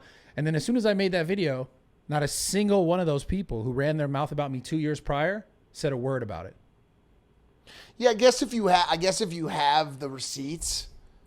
I have the receipts. Man. Yeah, no, but I guess that's what I'm saying. Like if you really have, it's like, what do they say? Like if you're gonna shoot, make sure you hit your shot, right? Like Like if you have your shit ready and you can shut a narrative down like that, that's different. But I bet you there's still some people who watch your video and were like, this is wrong. Like, yeah, very few. Yeah. My problem was, this is what happened.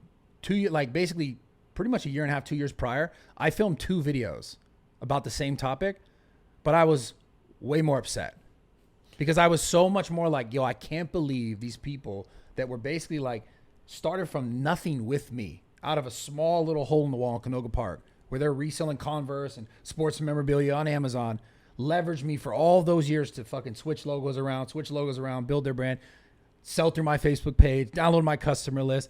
I plugged in all these other creators along. This is back through my whole come up.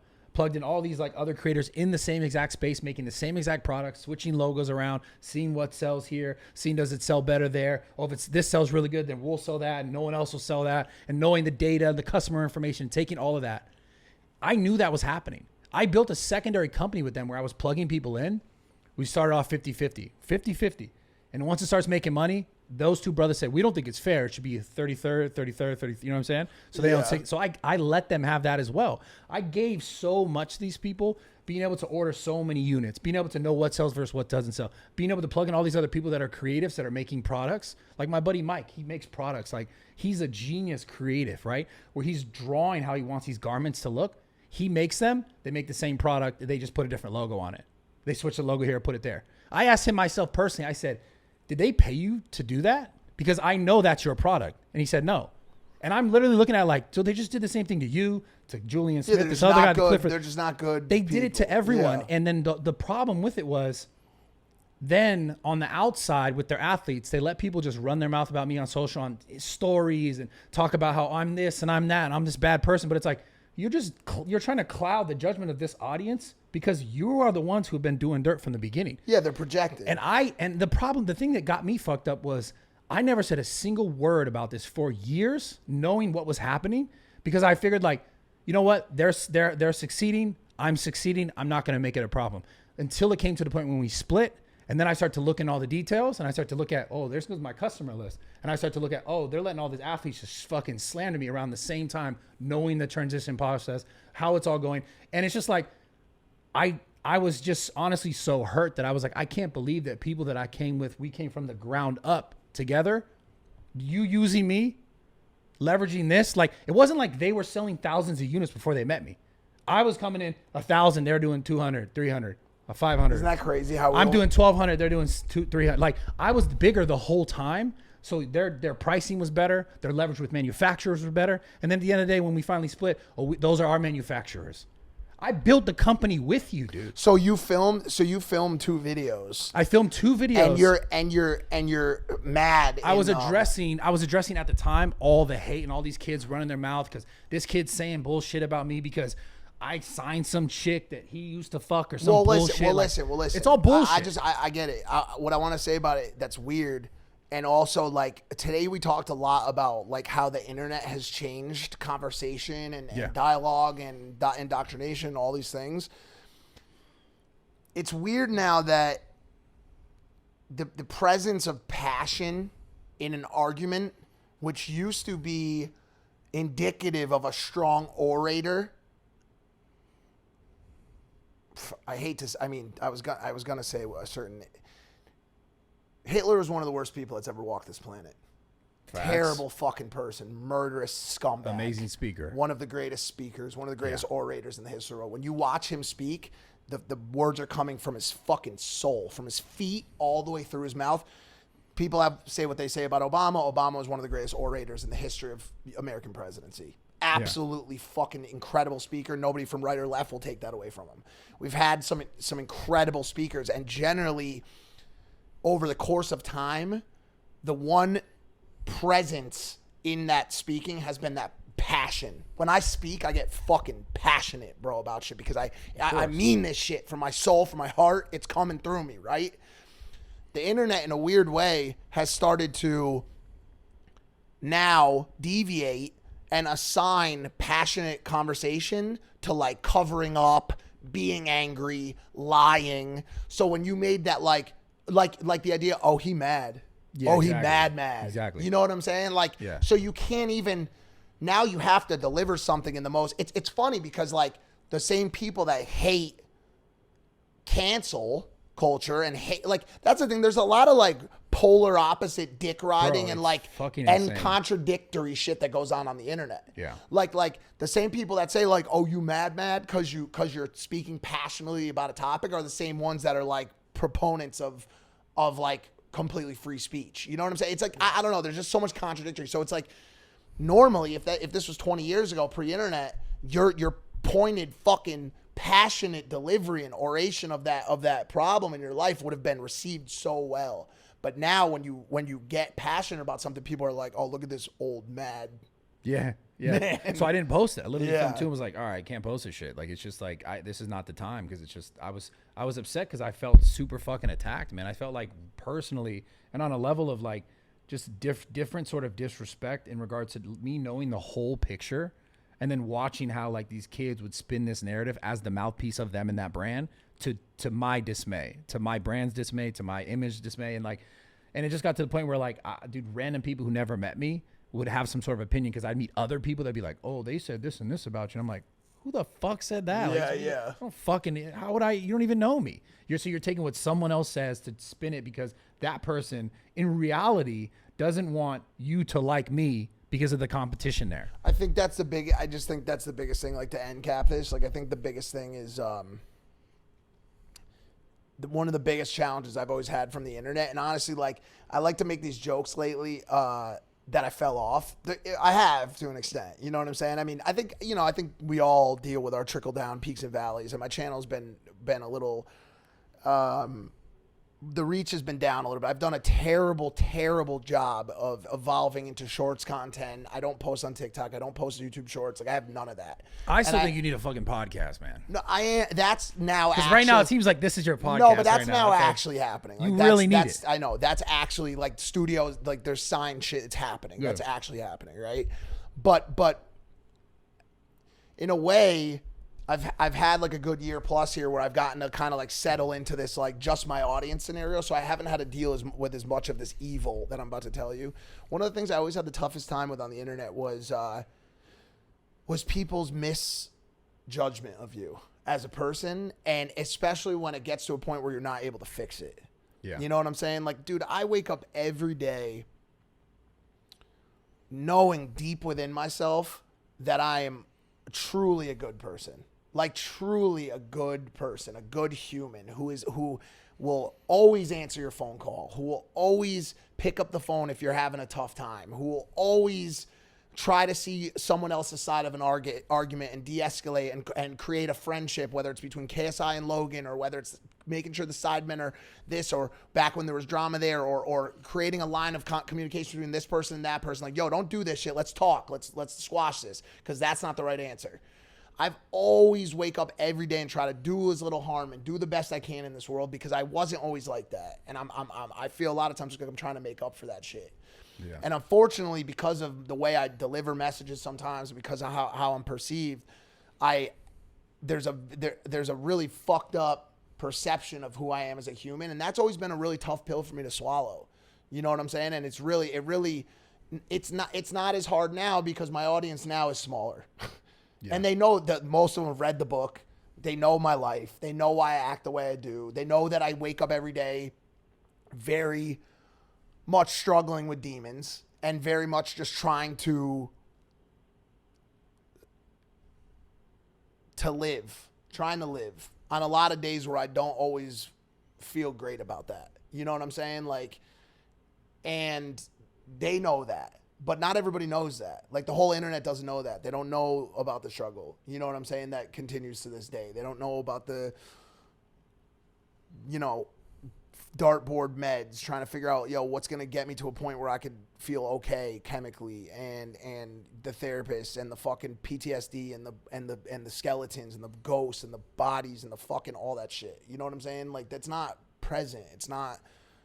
Everybody doesn't know that. And the content I produce doesn't mirror that because I don't want it to. I told somebody this recently, like, I don't want you to take this journey with me because I don't want to be on this journey. And that makes me feel very lonely, bro. And I hate saying that because I don't want anyone to ever think that that's okay. But I've said that to a number of people. I don't want you to do this with me.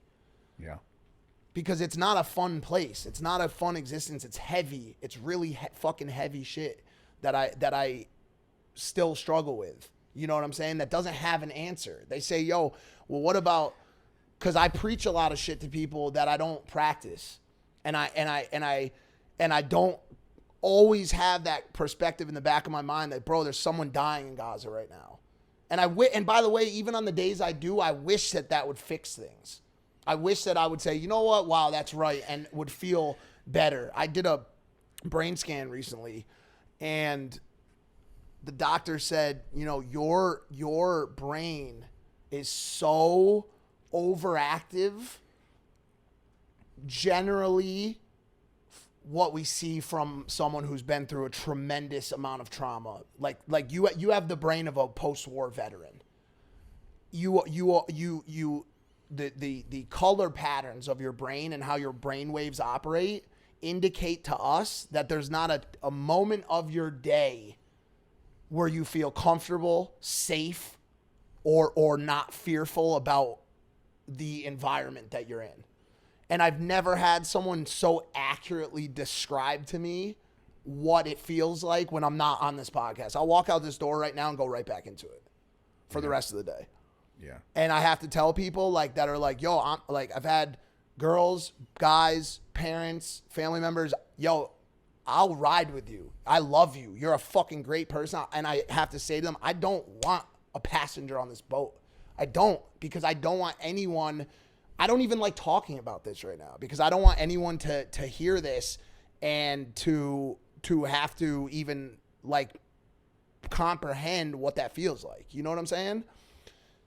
The reason I'm even bringing all this up is because I'm trying to actively step back a little bit from all this because I have a lot of work to do in my life because I want to be happy. I want to feel safe and okay and not feel like everything around me is always falling apart. You know what I'm saying? And I know there's the reason I do talk about it is because I know there's someone watching this right now that knows exactly what I'm talking about. Yeah.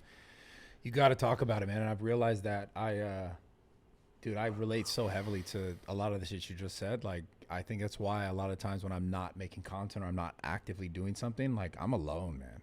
And I don't, like, even the guys will invite me places, like my crew, my boys. And I'm just like, it's weird. Cause like I want to, but like sometimes I find myself in places and spaces with people and I'm so caught up in my mind and what's going on there that like I'll avoid social interactions beyond like work and things like this because I almost feel like I'll be there and then someone will look at me and be like, yo, are you not happy? Or you're not enjoying this? And it's like, then I feel obligated that like I'm not showing up the way I should show up. And it's so interesting because like, it's not that I want to be that way. It's like, that's why I said I don't know another way to just be and like, to just like let go of all the other shit that spins in my mind all the time. Cause there's definitely a lot of shit that I hold on to. And you know what though, the more that you talked about it and the more I want to say like, you really should speak more about it. Cause I had someone come up to me today, actually a really well-known fitness influencer.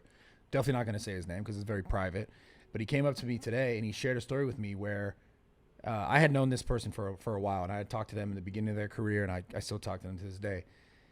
And I share with him some personal information about like my childhood, my dad, which obviously I shared, to people on the internet, but a little more detail, which I've never shared.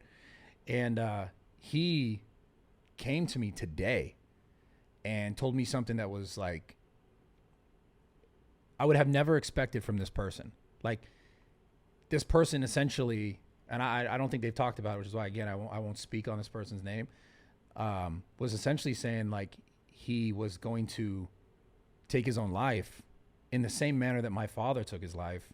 And he,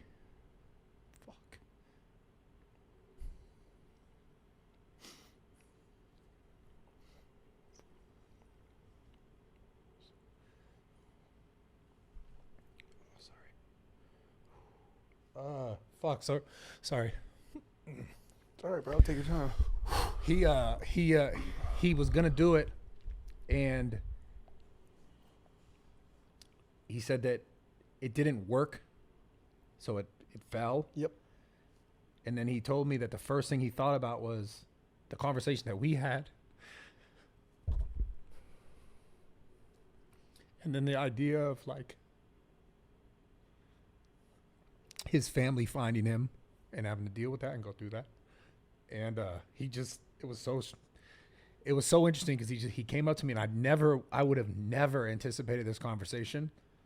And he was, you know, he was in his emotion, and it just made me feel I don't even know if the word is grateful, because like I didn't do anything or change anything.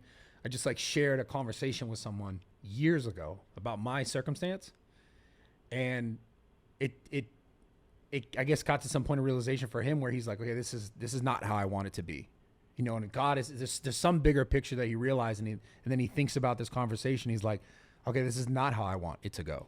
And it's only because I was willing to have that conversation that like there's that moment. Because I think people who do that kind of shit, like there's another guy who I actually got to have on the podcast, and I think you guys might have had him on, the guy who jumped off the Golden Gate Bridge. Of course, Kevin Hines. Kevin. Very good friend. Yeah, I got to have Kevin back on. He had messaged me. I lost his number, but he said the same thing where like once he did it, he realized so quickly, he's like, all he wanted to do was live. As soon as he got off. Can I ask you a question? This is just really important. How did it make you feel when he told you that?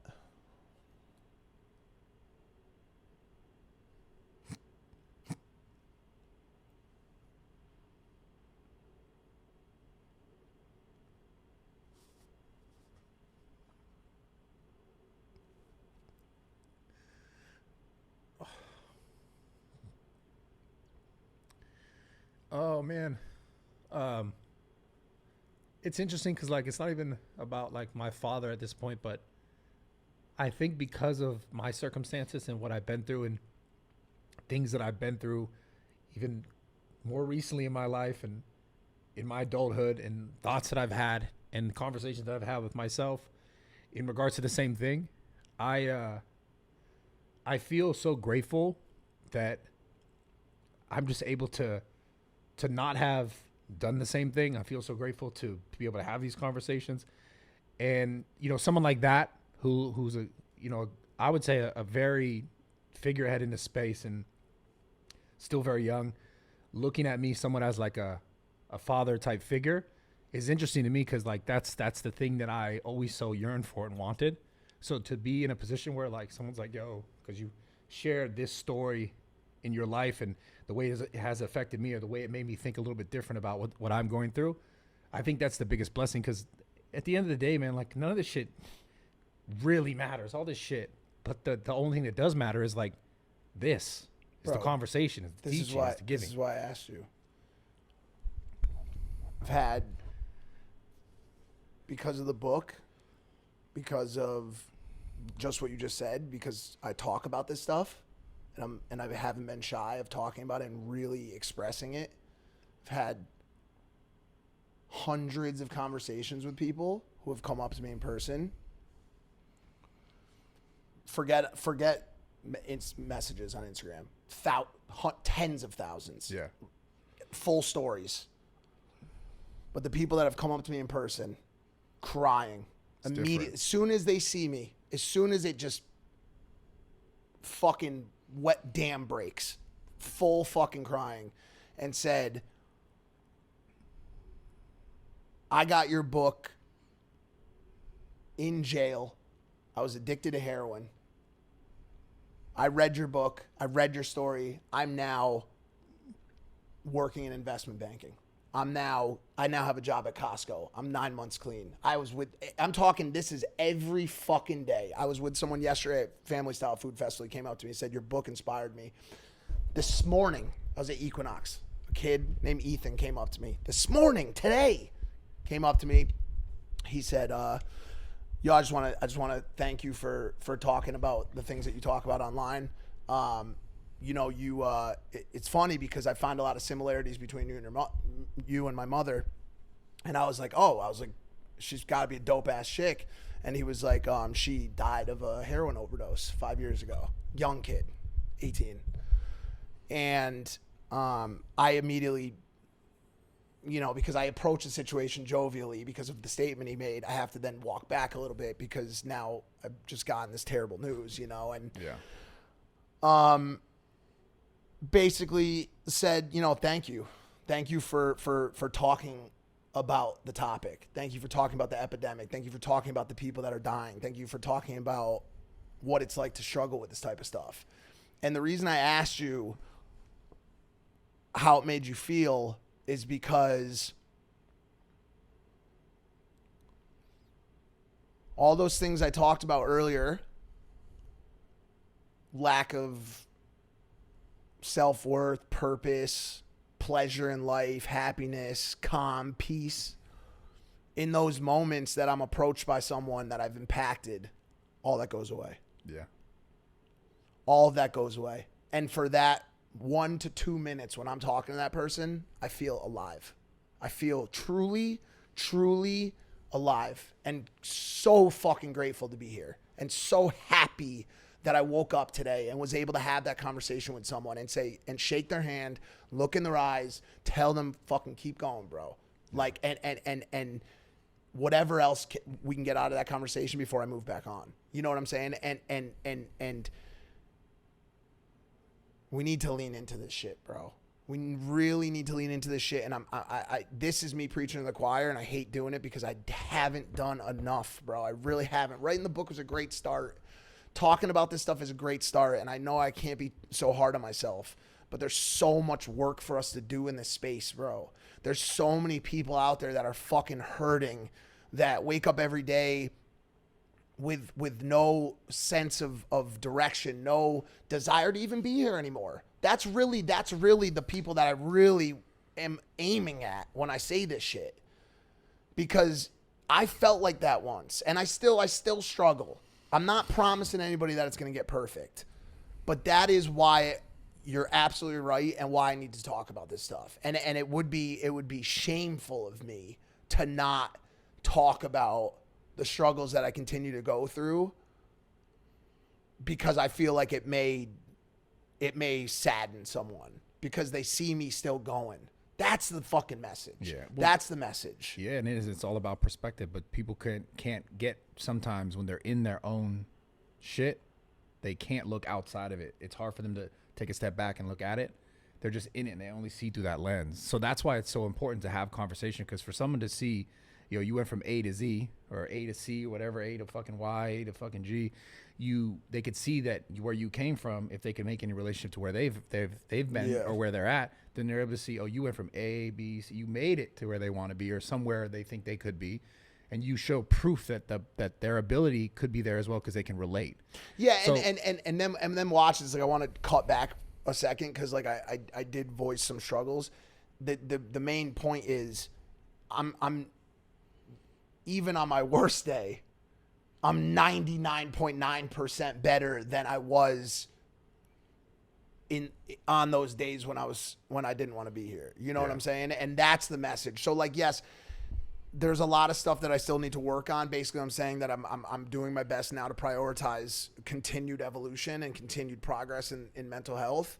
But god dang, am I happy that something got to me, and God got to me, and my mother got to me, and the Connecticut probation got to me, and the rehab center got to me to put me in the direction that I'm at, so that I was able to now go and serve out a purpose, which is helping other people. And man, I want to do so much more, because that's the only time. It's not the money. I still like when a wire hits, it's fun, but damn, when I run into somebody and they say like, yo, imagine that power, imagine that feeling in your heart, in your soul, when someone says, not the way people say it in the Twitter comments, but when someone says, yo, fighting back tears, you saved my life. Yeah, it's different, man. There is no feeling on earth, and this is where maybe me and you are different than other people who want to conquer and win and fight and do all that stuff. I promise you, there is no feeling in this world like knowing that you potentially could have saved someone's life. It is the most humbling experience that you will ever fucking have. and more so made someone feel like they're gonna be okay. Yeah. After that. So, you know, I mean, you're absolutely right. It's important. It's important to talk about. And I know that your extremely intelligent audience will tell me to never stop fucking talking about it. You know, so we gotta do more shit. It's the question is like how much like we could, when we link up, bro, it's different. It's really different, bro. Like it really is. I like to think that I have good conversations with a lot of people, but bro, like when we link up, it's there's just too much overlap. You're too intelligent. You're too well spoken. This shit, like when we sit down, is a game, bro. This is like it's strategic. It's chess. Like I look at all these other podcasts, and it's like, this is real shit. This is like what Rogan does from an informative standpoint, an educational standpoint, but for the soul. You know what I'm saying? Like we're talking about real shit, and I'm like I'll always come back to whenever possible to have these conversations, because it's just so it's so beautiful, bro. Yeah, I appreciate you, man, a lot, for real, genuinely. I mean that. And also we got to make sure. I don't know when your thing's officially starting, but I'm definitely gonna be there. 100%. I need you on all the time, bro. I'm about to take this flame and just put it on a different platform. I'm there. I'll go there, man. And awesome, you've been so consistent and so helpful to me, and you know, just in so many ways, man. And I just want to. I know I've talked about this like probably before maybe another podcast we did, but you're definitely that guy that I've called in moments when I'm like, man, this is bugging me, or that is bugging me. You are that guy, you know, off camera. No cameras, no one's recording me, no one's vlogging shit. You are that guy. And it's funny because me and Steve did a pod the other day in Miami, and he actually referenced you. I don't know if you heard that, but he referenced you, and I was like, I agree. I was like, yo, Mike's someone that I would love to actually be friends with, but like we feel like we can't. Like, cause I don't know if it's you're busy. I think all of us are just really big. Me and Steve, it's like we have a very different relationship than me and you. But like, dude, Steve, we've both said like very publicly, like that's my favorite person. Like he said it about me, I've said it about him. Like, dude, I fucking love Steve. Great guy. He has one of the greatest hearts, and just is such a funny, like jovial, like. I just want to be around people that I look at them and I'm like, damn, like this is just a pure, like good-hearted person. And Steve is just so, like, watching everything that's like happened with him. Obviously, like I like kind of like infamously put him in an episode recently because I wanted to like see like what can we do with this guy, like where I could walk that line. And everybody was like, dude, that was cool that he was able to be back on YouTube, because bro, this dude is literally one of the sweetest people on the planet. But I mean, bro, both of you guys are awesome. So yeah, I mean, the three of us hanging out is like a cool, just like, it's almost like what can we start from a impact standpoint that would just be sick, because we're all just like bros, but with the biggest hearts like ever. You know what I'm saying? Because he said that, and I was like, that's exactly. I feel the same way about Mike. Yeah. I was like, I don't know why I can't get closer to that guy, because we're busy. I get it. Yeah, I think that's what it is. I think it's like because you're always in Puerto Rico. I think Manny Logan. If anything. That's so true. So true. I think if anything, like the easiest thing for us is just to work out. Yeah. Because I do that every day. You do that every day. Like it would make sense for at least a couple times a week to fucking bust a chess session or whatever. You know. I'm down, man. Well, fucking, it was a blessing, dude. It was awesome. Great conversation, man. Today. More in the future, obviously. You know, it is special linking up with you, though. Yeah. I want the world to know that. I want the internet to know that, and I appreciate the fuck out of you. Thanks man. for having me on, bro. Raw Talk audience, appreciate you guys listening to another fucking 2+ hour, 3 hour podcast. Yo, we're pros, dude. But yeah, that's it. Subscribe to the channel on iTunes, on Spotify, on YouTube, all the good stuff. I love you guys. We're out of here. Yeah, I'll see you guys next week.